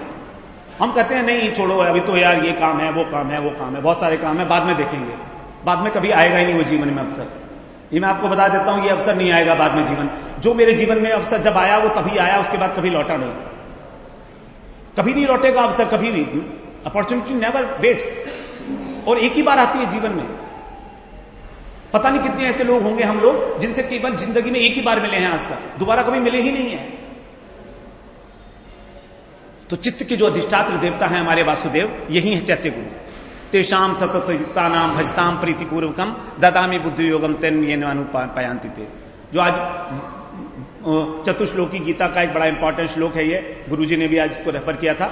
10वें अध्याय का 8, 9, 10 और 11 4 श्लोक हैं। चतुश्लोकी गीता बोलते हैं इसको। जैसे चतुश्लोकी भागवत है ऐसे गीता है, तो इसका एक बड़ा इंपॉर्टेंट श्लोक है। तेषाम सततयुक्तानाम, जो लोग भगवान का भजन में नित्य लगे हुए हैं, भजनाम प्रीति पूर्वक, भगवान से प्रीति भी करते हैं, बिना प्रेम के नहीं, वे ददामी बुद्धि योगम तम ये न मामुपयांति थे, उनको मैं बुद्धि योग प्रदान करता हूं। उनको मैं ज्ञान दे देता हूं।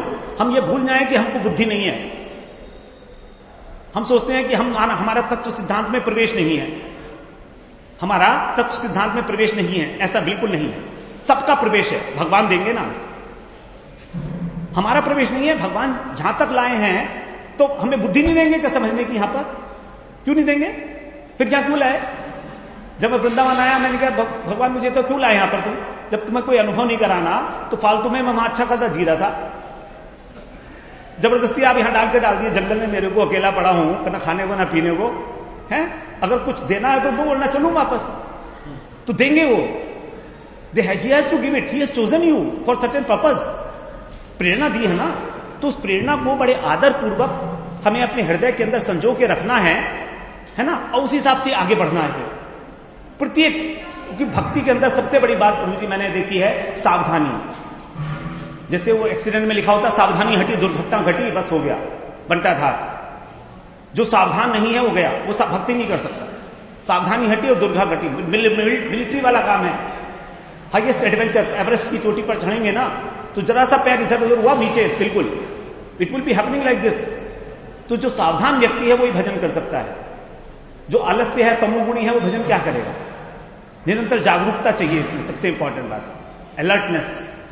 तो नाश्यामी आत्मभावस्तो ज्ञान दीपेन भास्वता, भगवान ने यहां पर आश्वासन दे दिया कि तुम ये करो तो सही, मैं वहां पर तुम्हारे हृदय के अंदर बैठ के ज्ञान रूपी दीपक जला दूंगा। ज्ञान दीपेन भास्वता, यहां पर ये संवित ज्ञान जो है उसकी बात कर रहे हैं, संवित वृत्ति जो है भगवान की, तो उसको हम आगे चर्चा करेंगे क्या है ज्ञान दीपेन भास्वता। नाश्यामी आत्मभावस्तो, तुम्हारे जितने भी पाप हैं उन सबका नाश कर दूंगा। आत्मभावस्तो, तुम्हारे अंतःकरण में विराजमान हूं मैं, डोंट वरी, वहीं पर बैठा हूं। जब तुम मेरा भजन करोगे प्रीति पूर्वक, इस संबंध ज्ञान को प्राप्त करने के लिए कि मेरा भगवान से क्या संबंध है, why should I worship God, who is he, how is related to me. मैं नहीं करूंगा तो क्या नुकसान हो जाएगा मेरा, कितना बड़ा नुकसान मैं अपना कर रहा हूं। ये संबंध ज्ञान बड़ी इंपॉर्टेंट चीज है, बहुत महत्वपूर्ण। इसके बिना, और उस संबंध ज्ञान को धारण करने की योग्यता देते हैं ये चैत्य गुरु। दीक्षा गुरु ने हमको मंत्र दे दिया, शिक्षा गुरु ने समझा दिया कि भाई तू ऐसे कर ले, ऐसे कर ले, ये कर ले। हमने भी सोच लिया बुद्धिपूर्वक, हाँ ठीक है करूंगा, सब बातें आ गई दिमाग में, लेकिन करेंगे नहीं। क्यों नहीं करेंगे? क्योंकि चैत्य गुरु भी साइलेंट पड़ा हुआ है। वो कभी कभी प्रेरणा करता है, उसकी बात को दबा देते हैं, अरे थोड़ा भी और सो लो, 2 घंटे बाद उठेंगे। भजन का क्या है, करते रहेंगे, मरने वाले थोड़ी है। ये चैत्य गुरु जो है योग्यता प्रोवाइड करते हैं इस संबंध ज्ञान को आत्मसात करने के लिए। ज्ञानी तो बहुत है इस दुनिया में, बहुत बड़े बड़े पंडित हैं, लेकिन आत्मसात करना नहीं है। आत्मसात तभी होगा जब हम भजन करते हैं, हृदय हमारा शुद्ध होता है, सावधानी पूर्वक, सरलता पूर्वक।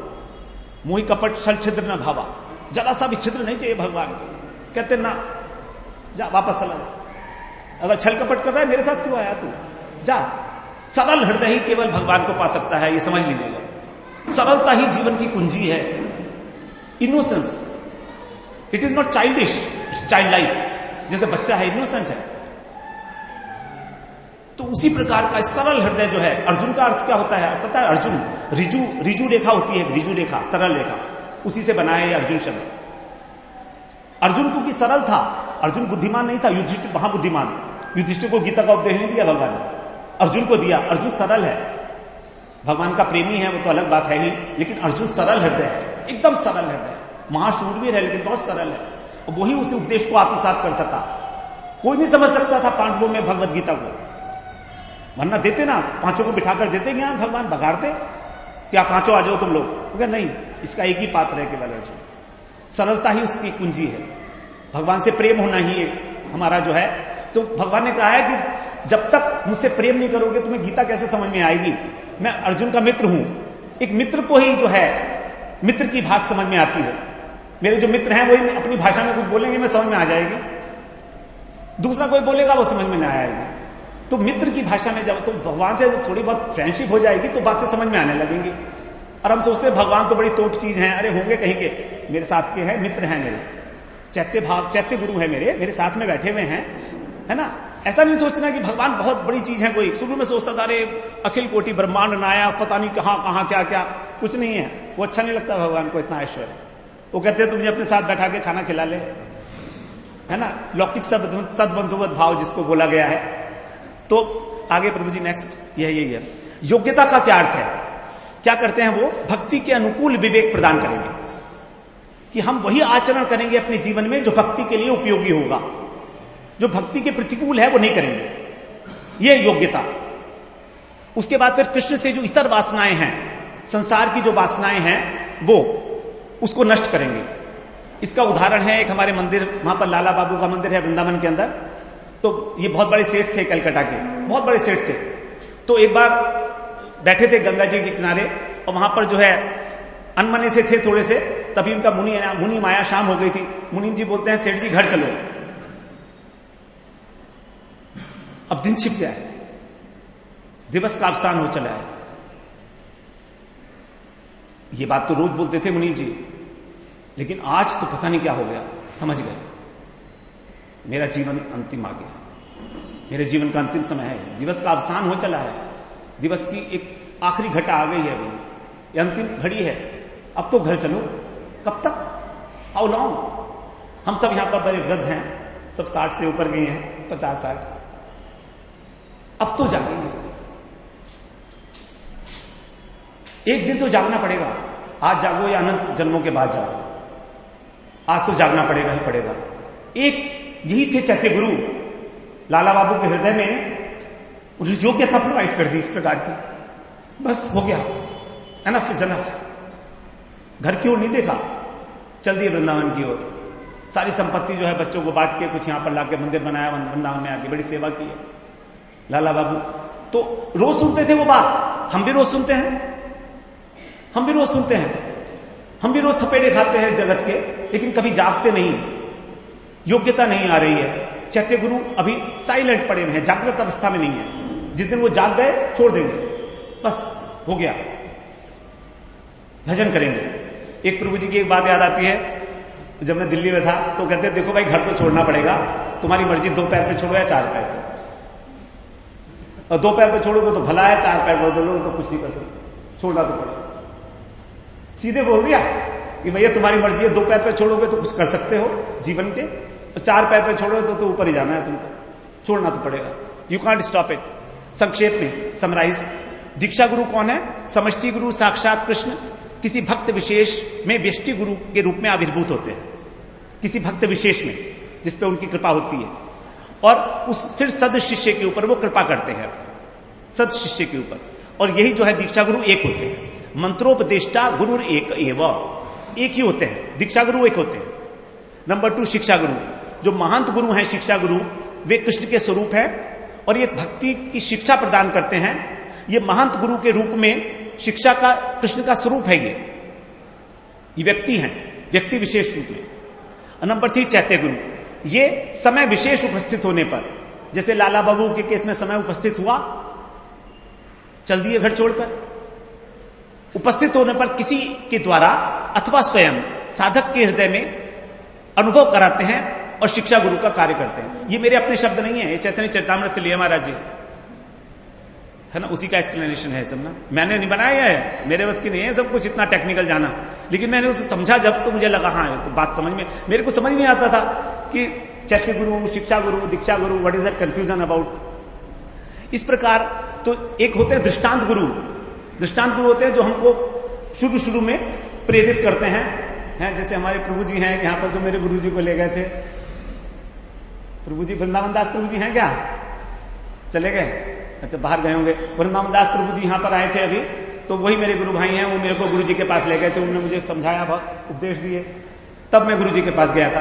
तो उससे जो बड़े हैं वो हैं श्रवण गुरु, जिनसे हम श्रवण करते हैं हरि कथा का, और फिर उनसे भी बड़े हो जाते हैं ये हमारे चैत्य गुरु। फिर गुरु जो है वो दीक्षा गुरु ही मुख्य हैं और शिक्षा गुरु जो है वो गौण हो जाते हैं। इस प्रकार से तो जब संसार से मुक्ति का समय आ जाता है हमारे, तभी हमको गुरु की इच्छा होती है करने की। भगवत सेवा प्राप्ति का जब समय होता है तब भक्त रूप में समष्टि गुरु से व्यष्टि गुरु में अधिष्ठित होते हैं और दीक्षा लेते हैं। इस प्रकार का एक प्रोसेस है। तो यदि हमारा गुरुकरण हुआ है तो हमें समझना है कि हमारा ये अब समय आ चुका है, डिले अब हमारी तरफ से है, हमने रोक रखा है, जानबूझ के अपने को अटका रखा है कहीं ना कहीं, लेकिन भगवान की इच्छा तो पूरी हो चुकी है, जागृत हो गई है। एक बात और बताइए, मेरे को कहीं पढ़ी कि हमें ये कैसे पता लगे कि भगवान जो है हमें याद करते हैं कि नहीं करते। हम तो करते हैं उनको, तो हमें कैसे पता लगे कि भगवान मुझे कभी याद करते हैं कि नहीं। तो उसमें लिखा बताते हैं वो कि यदि आप किसी घर में कोई काम कर रहे हैं, व्यस्त हैं किसी संसार के काम में, और अचानक में ऐसा मन में उठे कि मैं भगवान का नाम लेने लूंगी, अचानक से लोगे बिना किसी कारण के कि भगवान का नाम ले लिया बहुत दिन से, अचानक से जिस समय काम करते करते संसार का हृदय के अंदर एक उद्दीपन हो कि भगवान का नाम लिया जाए, समझ लीजिए भगवान आपको याद कर रहे हैं, वरना कोई कारण नहीं था। चैत्य गुरु की प्रेरणा है ये चैत्य गुरु की प्रेरणा हो रही है कि भगवान आपको याद दिला रहे हैं कि तुम उनका भजन करो। अगला प्रभु जी, अब गुरु जी की आवश्यकता श्लोकों के माध्यम से थोड़ा सा श्रवण करेंगे, ज्यादा नहीं। लब्धवा सुदल्लभम बहु संभवान्ते मानुष्यमर्थदम नित्यम अपी है धीर तूणम यतेत न पतेत अनुमृत्युयावत निश्चयसाय खलु विषय खलु सर्वतः स्यात्। ये सब श्लोक हम लोग पहले पढ़ाए, अंत्य बहु संभवान्ते के विषय में हम लोग सुनाए।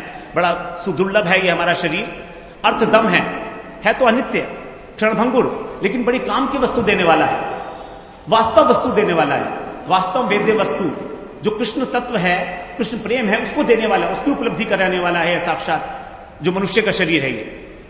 और हमको अपने कल्याण के लिए इसी जन्म में, मृत्यु से पहले ही, पूर्ण माने तुरंत ही हमको प्रयत्न करना चाहिए, बिना प्रयत्न के नहीं होगा। भगवान की कृपा तभी मिलती है जब हम प्रयत्न करते हैं। यशोदा मैया ने तभी बांध पाई जब बांधने का प्रयत्न करते करते थक गई, तो भगवान की कृपा शक्ति का अवतरण हो गया और भगवान बंध गए। तो प्रयास और कृपा ये साथ साथ जब चलती हैं, तब उसके बाद बोलते हैं नायमात्मा प्रवचनेन लभ्यो न मेधया न बहुना श्रुतेन यमेवैष वृणुते तेन लभ्यस् तस्यै शिवात्मा विवृणुते तनुं स्वाम। बड़ा महत्वपूर्ण श्लोक है ये, इसलिए बोल रहा हूं मैं। नायमात्मा प्रवचनेन लभ्यो, जो भगवान है ना, आत्मा का मतलब है भगवान है, ये जो भगवान है प्रवचन करने से नहीं मिलेंगे, जैसे मैं आपको कर रहा हूं इससे नहीं मिलने वाले। फिर ना मेधया, बुद्धि से भी नहीं मिलेंगे, बहुत श्रुते हैं, बहुत सुनोगे, इधर उधर सुनते रहो, नहीं मिलेंगे तीनों तरीके से। कैसे मिलेंगे? यमे वैश्य वृणुते तेन लभ्यस, जिसको ये चुन लेते हैं, वृणुते का मतलब वर्ण कर लेते हैं, जिसको वर्ण कर लेते हैं, जिसको चुन लेते हैं, अर्थात जैसे इंटरव्यू हो रहा है तो उसमें सिलेक्शन हो गया, तो सिलेक्शन अगर हो गया हमारा, बस उस पर कृपा हो जाएगी। अब सिलेक्शन कैसे होता है हमारा इंटरव्यू में? इंटरव्यू में सिलेक्शन तब होता है जब तैयारी करके जाते हैं, बिना तैयारी के तो हमारा सिलेक्शन होता नहीं, रिजेक्ट होकर आ जाते हैं। तो वो भगवान हमको किसी प्रकार से वर्ण कर लें, बस काम हो जाएगा हमारा। यमे वैश्य वृणुते, उनको उनके सामने अपने स्वरूप को प्रकाशित कर देते, सच्चिदानंद स्वरूप को। भगवान स्वयं उत्तिष्ठ जागृत प्राप्य वरानी, तो आपने सुना होगा, उत्तिष्ठ जागृत प्राप्य वरानी बोधत। अब उठो और जागो। पहले जब क्या करते हैं, बिस्तर के ऊपर लेटे हुए होते हैं तो पहले जागते हैं फिर उठते हैं, यहां उल्टा लिखा है।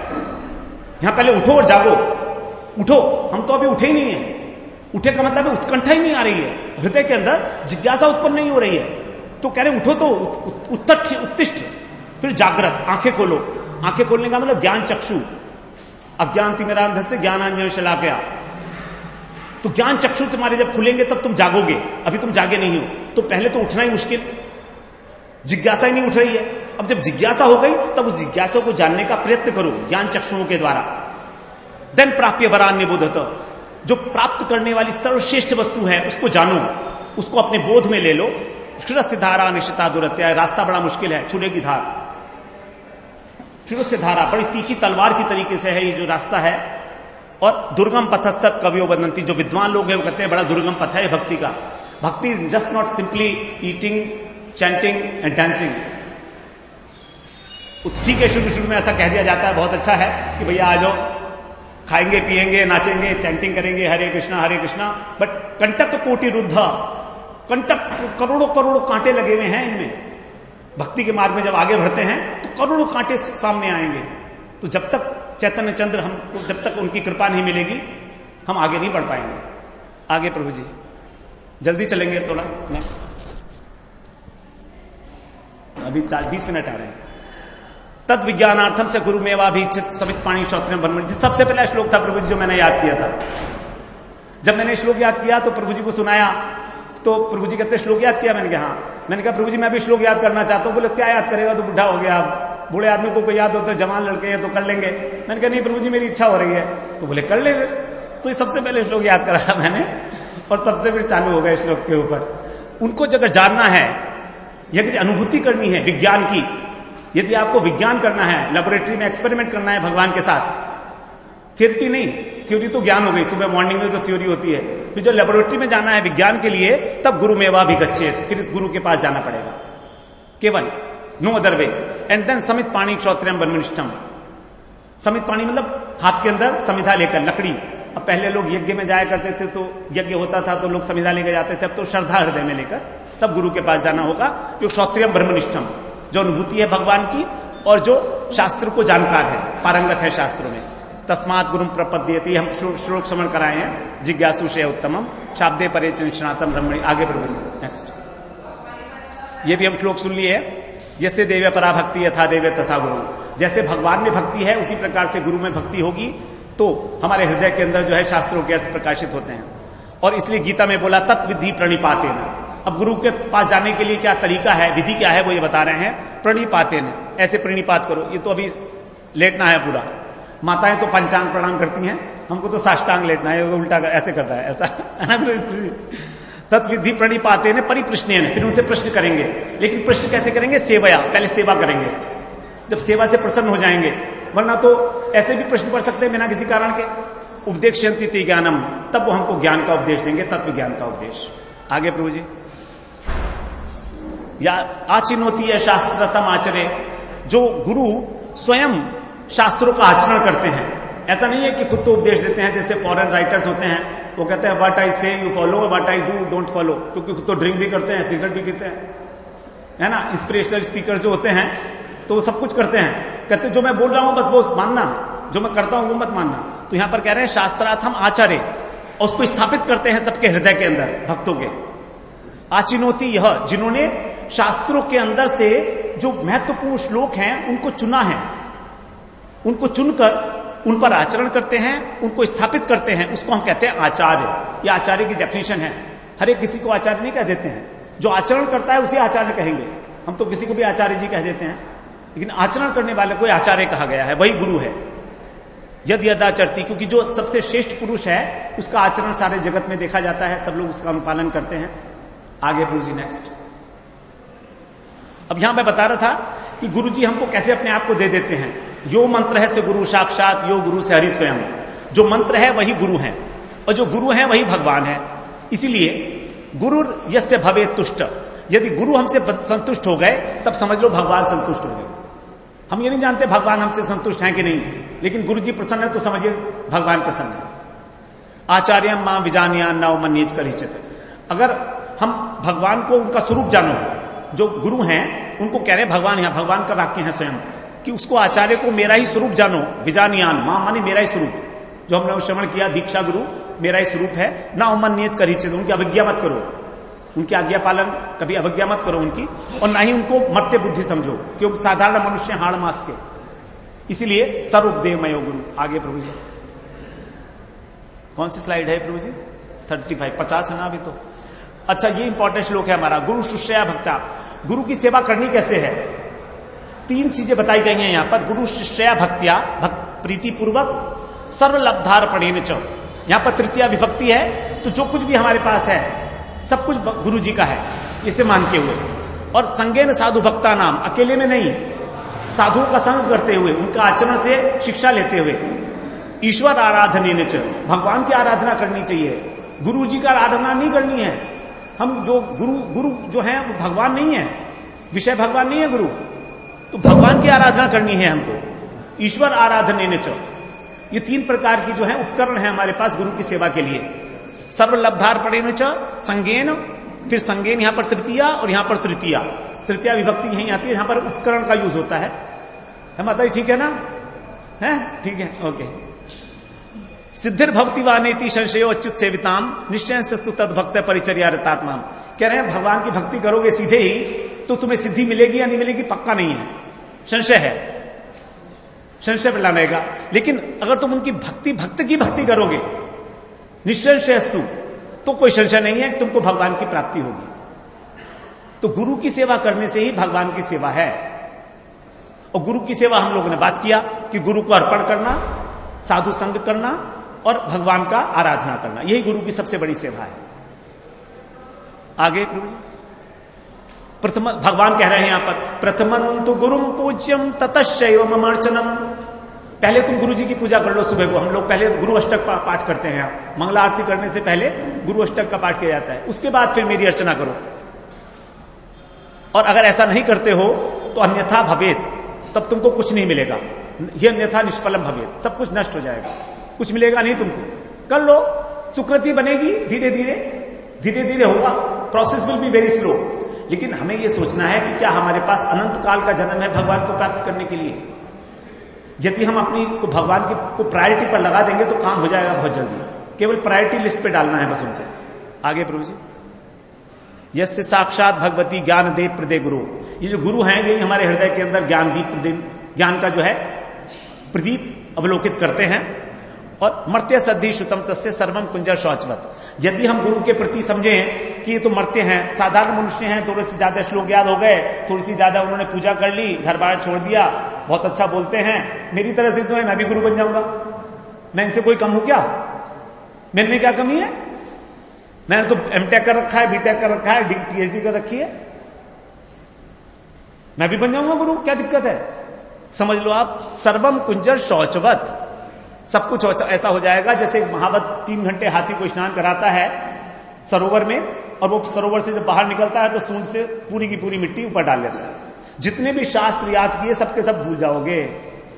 उदाहरण है इसके, सब शास्त्र भूल जाता है जो गुरु की अवज्ञा कर देता है, सब भूल जाता है, वो अपने आप भूल जाता है। सर्वम कुंजर शौचवत, इसके शास्त्रों में उदाहरण है भागवत के अंदर, किस प्रकार से जो है पतन हो जाता है गुरु की अवज्ञा करने से भी हमारा। क्योंकि गुरु ही साक्षात जो हैं, तो हमेशा उनके प्रति हमें गौरव बुद्धि रखनी है। एक गौरव बुद्धि हमेशा एकदम झुककर, अत्यंत नम्रता पूर्वक कि हम कुछ नहीं जानते हैं, बिल्कुल लल्लू हैं, नंबर 1 के लल्लू हैं, बुद्धू है ना। सबसे एक जब बुद्धू बनेंगे तब जब के काम आएगा, तभी समझ में आ जाएगी, सारी बात आ जाएगी समझ में, है ना। गुरुजी मेरे को बोलते हैं, कई बार कुछ पूछते हैं तो मुझे इससे बात जवाब तो आते नहीं है, तो गुरुजी कहते हैं तू आईआईटी से पढ़ा है, तेरे पास इतनी अकल भी नहीं है। मैं कहा गुरुजी आप ऐसे ही होता है, बस जो तो पढ़ाई लिखाई ऐसी है सारी, आप जो पढ़ा रहे हो वही है, वो धीरे धीरे दिमाग में घुसती है बात। कहां घुसती है गुरुजी? बहुत देर लगती है। अगला गुरुजी नेक्स्ट। अब हमारा वैदिक साहित्य में गीता पुराण का क्या स्थान है एक बार देख लेते हैं। वैदिक साहित्य के क्या सिस्टम है। माया मुग्ध जीवे ना ही स्वतः कृष्ण ज्ञान, अपने आप से हमको कृष्ण का ज्ञान नहीं हो सकता, इसलिए सबसे पहली कृपा गुरु की भगवान की यही है कि उन्होंने हमें मनुष्य शरीर दिया, उसके बाद वेदों और शास्त्रों को प्रकाशित किया। अपने आप से जो है उपदेश, कृष्ण संबंधी उपदेश हमारे हृदय में उदय नहीं होगा। तो कृपा करने के लिए भगवान ने वेद और पुराणों को प्रकट किया। वेद हैं, 4 वेद हैं, पुराण हैं, इसका अध्ययन करके फिर हम लोग कृष्ण को जान सकते हैं। वेद और पुराण जो है सारे कृष्ण से प्रकट हुए हैं, अपौरुषेय है, अर्थात कोई पुरुष, कोई व्यक्ति विशेष ने इनको जो है प्रकट नहीं किया है।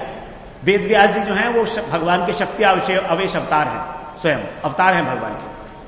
तो वेदों के जो शास्त्र प्रकाशित करते हैं उसको हम बोलते हैं पुराण। तो 4 वेद बनाए। अगला नेक्स्ट स्लाइड मुझे। तो ये जो है भगवान के निश्वास हैं, भगवान की श्वास जो है वो वेद है, और उस वेद को ही 4 भाग में डिवाइड किया महर्षि वेदव्यास ने। वेदव्यास ने विषय वस्तु के आधार पर, क्योंकि कलयुग के जीव तो वेद भी नहीं समझ सकते।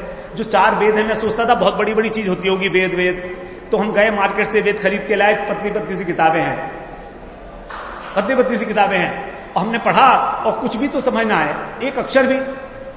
हमने प्रभु जी से पूछा, प्रभु जी ये तो कुछ समझ नहीं आ रहा, आप तो कहते हो वेद बड़ी चीज है, ऊंची चीज है, ये है वो है। बोले इसको समझ नहीं सकते तुम, इसके लिए हमको निरुक्त समझना पड़ता है कि भाषा उसकी वेदों की इस प्रकार की है कि साधारण आदमी नहीं समझ सकता। इसलिए उनको समझाने के लिए ही पुराणों की रचना की गई थी। पुराणों की जो रचना की गई है वो वेदों का अर्थ, प्रभु जी तो सारे वेद पढ़ चुके हैं, हमारे पारिक जी है ना, प्रभु जी सब आप पढ़ चुके हैं, बता रहे थे प्रभु जी हमको, हमें तो समझ आई नहीं प्रभु जी, आपसे समझूंगा कभी क्या है उसका अर्थ। तो बता रहे हैं कि देवलोक में भी एक पुराण है, जैसे हमारे यहां पुराण होते हैं 18, वैसे वहां पर उसमें 100 करोड़ श्लोक हैं, ऐसा बताया गया है। मत्स्य पुराण में बताया है कि मत्स्य पुराण में कि वहां पर 100 करोड़ श्लोक हैं, और हमारे यहां जो हैं 4 लाख श्लोक, उनमें से 100 करोड़ में से सोचिए सिर्फ 100 करोड़ में से 4 लाख श्लोक हम जानते हैं केवल पुराणों की। इतनी नॉलेज है हमारी कलयुग में अवेलेबल एज ऑन डेट। अब उनको 18 पुराणों के अंदर समायोजित किया गया है। जैसे हमारे भागवत के अंदर 18,000 श्लोक हैं, उसी प्रकार से तो चतुर्लक्ष प्रमाण 4 लाख श्लोक यहां 18 पुराणों के रूप में हैं। आगे प्रभु जी नेक्स्ट। अब ये एक थोड़ा सा चार्ट है। श्रुति को 3 प्रकार की चीजें, श्रुति, स्मृति और इतिहास।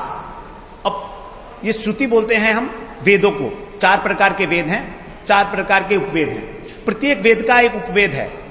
जैसे ऋग्वेद का आयुर्वेद, सामवेद का गंधर्व, यजुर का धनुर और अर्थवेद का स्थापत्य वेद, आर्किटेक्चर जिसको बोलते हैं हम। उसके बाद वेदों के 6 अंग है, शिक्षा, कल्प, निरुक्त, ज्योतिष, व्याकरण, छंद। तो इस निरुक्त को जब तक हम नहीं समझेंगे तब तक वेदों के शब्दों का अर्थ समझ में नहीं आएगा। ये निरुक्त जो है, इसको समझने के बाद हमें वो समझ में आती हैं बातें। उपनिषद 1100 के लगभग बताए गए हैं। उनमें से 108 मुख्य उपनिषद हैं, पुराण 18 हैं, भागवत उसमें पुराण शिरोमणि है। स्मृति जो है उसको बोलते हैं मनुस्मृति। भगवत गीता को भी स्मृति में डाला गया है। वैसे गीता जो है उपनिषदों का भी सार है, लेकिन तो भी इसको स्मृति में डाला गया है। मनुस्मृति है, पाराशर स्मृति है, कई सारी स्मृतियां हैं इस प्रकार की। उसके बाद इतिहास। इतिहास का मतलब है इति प्लस ह प्लस हास। ये कोई कपोल कल्पित कट्टा नहीं है महाभारत की। इति माने इस प्रकार, ह माने निश्चित रूप से, आस माने हुआ था। जो इस प्रकार निश्चित रूप से हुआ था उसी को हम बोलते हैं इतिहास। ये कपोल कल्पित नहीं है। जैसे कुछ लोग बोलते हैं राम जी की कथा है और महाभारत की कथा है, सब ऐसे लिखी है। इसको 2 ही हमारे पास इतिहास है, महाभारत और रामायण। उसके बाद एक प्रस्थान त्रयी है। जगत में भगवान ने भेजा, उससे बाहर निकलने का जो रास्ता है प्रस्थान करने का, वो ये है प्रस्थान त्रयी, उपनिषद, वेदांत सूत्र और भगवत गीता। तो हम लोग भगवत गीता का आश्रय लेकर ही आगे बढ़ रहे हैं। अब हम लोग 3 तत्व को बारे में श्रवण करेंगे। लास्ट पॉइंट है हमारा संबंध तत्व, अभिधेय और प्रयोजन। इसके बारे में लंच के बाद डिटेल में करेंगे। यहां पर केवल इसका इंट्रोडक्शन मात्र होगा। यहां पर कहा है कि वेद शास्त्र कहे संबंध, अभिधेय, प्रयोजन, ये 3 तत्व हैं। अब कृष्ण प्राप्य संबंध, भक्ति प्राप्य साधन। कृष्ण ही एकमात्र संबंध तत्व हैं। किसके साथ हम अपना रिलेशनशिप जोड़ें? केवल कृष्ण। तो कहते हैं कृष्ण ही एकमात्र प्राप्य वस्तु हैं, प्राप्त करने योग्य। उन्हीं से हमें अपना संबंध जोड़ना है। और उसको प्राप्त करने का रास्ता, प्राप्य साधन, भक्ति। तो अभिधेय जो है वो भक्ति है, साधन। और अभिधेय नाम भक्ति, ये अभिधेय जो है ये भक्ति। और प्रेम प्रयोजन, ये जो प्रयोजन है कृष्ण प्रेम, यही है हमारा प्रयोजन। और ये प्रेम है क्या? पुरुषार्थ शिरोमणि प्रेम महाधन। 4 प्रकार के पुरुषार्थ महाराज ने आज बताए थे, धर्म, अर्थ, काम, मोक्ष। ये 4 पुरुषार्थ से भी जो ऊपर है उसको बोलते हैं पंचम पुरुषार्थ, पुरुषार्थ शिरोमणि। उसको बोलते हैं प्रेम, कृष्ण प्रेम। क्योंकि कृष्ण से संबंध होगा तब होगा जब प्रेम होगा थोड़ा बहुत। बिना प्रेम के तो संबंध होता नहीं। हमारा अपने घर वालों से संबंध है, मित्रता से थोड़ा बहुत प्रेम है तभी तो संबंध है, वरना काहे का संबंध? तो प्रेम ही हमारा प्रयोजन है। अगर हम बिना प्रेम के कृष्ण को प्राप्त करेंगे तो हम क्या करेंगे कृष्ण का? हमें तो कृष्ण से कोई प्रेम नहीं है। आ गए, बैठे, ठीक है, खिलाया पिलाया, चले जाओ भैया। कितनी देर? How long we will tolerate him? प्रेम ही नहीं है जब कृष्ण से। अगर प्रेम है तो फिर तो बात ही अपनी है, अपने ही हो गए। तो यही बता रहे हैं कि संबंध, अभिधेय, प्रयोजन। ये अब जितने भी ये शास्त्र हैं हमारे, गीता, भागवत, उपनिषद, सब इनमें 3 तत्व बताए गए हैं। यही 3, संबंध, अभिधेय और प्रयोजन। अब इनको उपदेश जो है 3 प्रकार के हैं इनमें, सब में, गीता में भी, भागवत में भी, सब में। इन तीनों को लेकर ही हमको साधन का फल मिलेगा। तो इसे जानना पड़ेगा कि कौन है। संबंध का मतलब क्या है? मैं कौन हूं, भगवान कौन है, भगवान से मेरा क्या संबंध है। हम तो अभी सोचते हैं कि हम ये शरीर हैं, लेकिन हम ऐसा तो नहीं है। हम कौन है, वास्तव परिचय हमारा क्या है, यह बड़ा जानना आवश्यक है। अगला स्लाइड प्रभु जी। दूसरा है अभिधेय, साधन। कृष्ण के साथ संबंध ज्ञान अगर हो गया हमको, तब हमको प्राप्त कैसे करें? क्या है हमारा संबंध? कि वो मेरे इष्ट हैं और मैं उनका सेवक हूं। भगवान अंशी हैं, हम अंश हैं। भगवान ने गीता में कहा ना, मम्मैवांशो जीव लोके जीव भूत सनातन है, कि सारे जितने भी जीव हैं वो मेरे अंश हैं। तो उनकी सेवा करना ही हमारा धर्म है। अब केवल ज्ञान हो गया, हमको पता लग गया, ठीक है, व्हाट एल्स? प्राप्ति तो हुई नहीं है। तो यदि हम साधन के विषय में नहीं जानते तो संबंध ज्ञान से भी हमारा प्रयोजन नहीं होगा। जानते तो हम सब कुछ है लेकिन करते कुछ नहीं। अब जानते हैं लोग कि हाँ हम भगवान का भजन करना चाहिए, ये है वो है, लेकिन हम माला नहीं घुमाएंगे, पूजा नहीं करेंगे, हम भगवान का भजन नहीं करेंगे, तो कुछ नहीं मिलने वाला। कैसे मिलेगा? बिना पढ़ाई की इंजीनियरिंग की डिग्री थोड़ी मिलती है, पढ़ना तो पड़ेगा। ये प्रयोजन है। यदि यही नहीं मालूम कि हम कृष्ण का भजन क्यों कर रहे हैं, ऐसे बहुत सारे लोग हैं जो माला करते हैं लेकिन ये नहीं मालूम वास्तव में क्या चाहिए उनको। वो कहते हैं ठीक है मिल गए तो ठीक है, कोई भी मिल जाए, कोई सा भी लोक मिल जाए, वैकुंठ मिल जाए, स्वर्ग मिल जाए, ये मिल जाए, वो मिल जाए, जो मिलना होगा मिल जाएगा, क्या फर्क पड़ता है। तो जब तक हमारा ऑब्जेक्टिव डिसाइड नहीं होगा, एक बिजनेसमैन पहले ऑब्जेक्टिव डिसाइड कर लेता है, टारगेट डिसाइड कर लेता है ऑफिस में कि भैया मुझे ये काम इस तारीख तक करना है, तो पूरा हो जाता है, वरना तो होता ही नहीं कभी। तो प्रयोजन जो है निश्चित करना बड़ा मुश्किल है, निश्चितता नहीं होगी तब तक। तो इसलिए जो प्रेममयी सेवा जो है वही हमारा प्रयोजन है। इसको हम लोग जानेंगे अभी अगले सत्र के अंदर कि कृष्ण प्रेम ही हमारा प्रयोजन है। और जब हमारे को कृष्ण के माधुर्य का अनुभव होगा, हम उनकी सेवा क्यों नहीं करते? क्योंकि मुझे आनंद तो आता नहीं है, मजा तो आता नहीं है, कुछ रूखा सूखा सा होता है। 16 माला भी कर ली, 20 माला भी कर ली तो क्या हो गया, अंदर तो वही खोखा का खोखा पड़ा है, आनंद नहीं आ रहा है, तब तक आगे नहीं बढ़ पाएंगे हम लोग। तो आनंद की प्राप्ति करनी आवश्यक है। ये कृष्ण माधुर्य, कृष्ण कितने मधुर हैं वो जानना आवश्यक है। हमें पता ही नहीं है कृष्ण कितने सुंदर हैं, उनकी क्या अदाएं हैं, वो कैसे लोगों को आकर्षण करते हैं, मालूम नहीं है हमें। तो उसका जब हमें अनुभव होगा थोड़ा थोड़ा, तभी हम भजन में प्रवृत्त होते हैं। आगे नेक्स्ट प्रभु जी, जल्दी चलेंगे बस, अब 5 मिनट और है। संबंध तत्व में हम जीव तत्व के बारे में बात करेंगे। मैं कौन हूं? भगवान ने कहा ममैवांशो जीवलोके, सभी मेरे अंश हैं। यही बात उद्धव जी ने भी कही है भगवान से गीता में। आगे ममांशस्य जीवस्य। आगे प्रभु जी नेक्स्ट, जीव 2 प्रकार के होते हैं, एक स्वांश होते हैं, एक विभिन्नांश होते हैं। अब टेक्निकल है थोड़ा विषय, स्वांश और विभिन्नांश। आगे प्रभु जी नेक्स्ट कर दो, ये नहीं। अब संबंध तत्व, संबंध तत्व भगवान कौन है, भगवत तत्व, भगवान से क्या संबंध है हमारा, इसके समझाने के लिए हमको वेद उपनिषद में जो कहा गया है कृष्ण को पूर्ण तत्व, भगवान ने गीता में कहा है कि मेरे अतिरिक्त और कुछ नहीं है। मत्तः परतरम नान्यत् किंचित् अस्ति धनंजय, मेरे अतिरिक्त और कुछ नहीं है। दूसरी बात, स्वयं भगवान कृष्ण है। और एते चांश कला पुष्ण कृष्णस्तु भगवान स्वयं, इसकी हम व्याख्या अगले सत्र में करेंगे कि भगवान ही कृष्ण स्वयं है। एक प्रभु जी ने प्रश्न भी करा था कि ब्रह्म भी है, परमात्मा भी है, कृष्ण है, आप लोग कहते हो कृष्ण कृष्ण, कृष्ण कोई क्यों माने हम, और भी तो बहुत सारे हैं, उन सबको मान ले तो क्या हर्ज है। तो कह रहे नहीं, कृष्णस्तु भगवान स्वयं। परंतु, तू का मतलब है परंतु, परंतु कृष्ण जो है स्वयं भगवान है, और बाकी तो भगवान के अंश हैं, ठीक है, स्वांश हैं, अच्छी बात है, लेकिन कृष्ण ही स्वयं भगवान है, ईश्वर है, परम कृष्ण। आगे प्रभु जी नेक्स्ट। तो इस संबंध तत्व के आगे ही हम लोग आगे पढ़ेंगे। इसमें भगवान अचिंत्य शक्ति संपन्न है। जब तक हम वस्तु की शक्ति को नहीं जानेंगे, उसकी महिमा का ज्ञान नहीं होगा। हम किसी व्यक्ति को on the face of it क्या समझते हैं, कुछ नहीं, लेकिन हमें जब पता लगता है कि कितना अच्छा गायक है, कितना अच्छा मृदंग बजाता है, कितना अच्छा बोलता है, कितना अच्छा भजन करता है, तो उसकी शक्ति जो है, उसी से हमको उसके प्रति आकर्षण होगा। तो भगवान की शक्ति को जाने बिना हम भगवान को नहीं जान सकते। तो शक्ति को जानना आवश्यक है, और शक्ति का शक्तिमान से अभेद होता है। और राधा रानी भगवान की शक्ति है, अभेद है उनका राधा रानी से। 2 वस्तु एक ही, कोई इसमें भेद नहीं है किसी भी प्रकार का राधा और कृष्ण के अंदर। अखिल रसामर सिंधु हैं। भगवान कहते हैं कि वेद कहता है रसो वही सह, मैं ही केवल एकमात्र रस हूं। भगवान कह रहे वही एकमात्र रस है। और रसम हेवायम लब्धवानंदी भवती, उन्हीं से हमको आनंद की प्राप्ति होती है, भगवान से। अगर भगवान रस रूप नहीं होते, आनंद रूप नहीं होते, तो फिर हम अपने प्राणों को क्यों ध्यान करते, हमको आनंद नहीं मिलता, तो मर जाते हम। इसीलिए हमको उन्हीं से केवल आनंद मिलेगा। आनंद का सोर्स एकमात्र कृष्ण ही है। आगे प्रभु जी, रस शब्द के 2 अर्थ है, तो बहुत डिटेल में हो गया। आगे प्रभु जी नेक्स्ट, अभिधेय तत्व। अभिधेय क्या है? साधन, जिसे हमने किया भक्ति साधन है। भगवान ने कहा है कि केवल भक्ति ही एकमात्र साधन है। कर दीजिए प्रभु जी। आगे नेक्स्ट, ये प्रयोजन तत्व है हमारा, कृष्ण का प्रेम ही प्रयोजन है एकमात्र हमारा, ठीक है।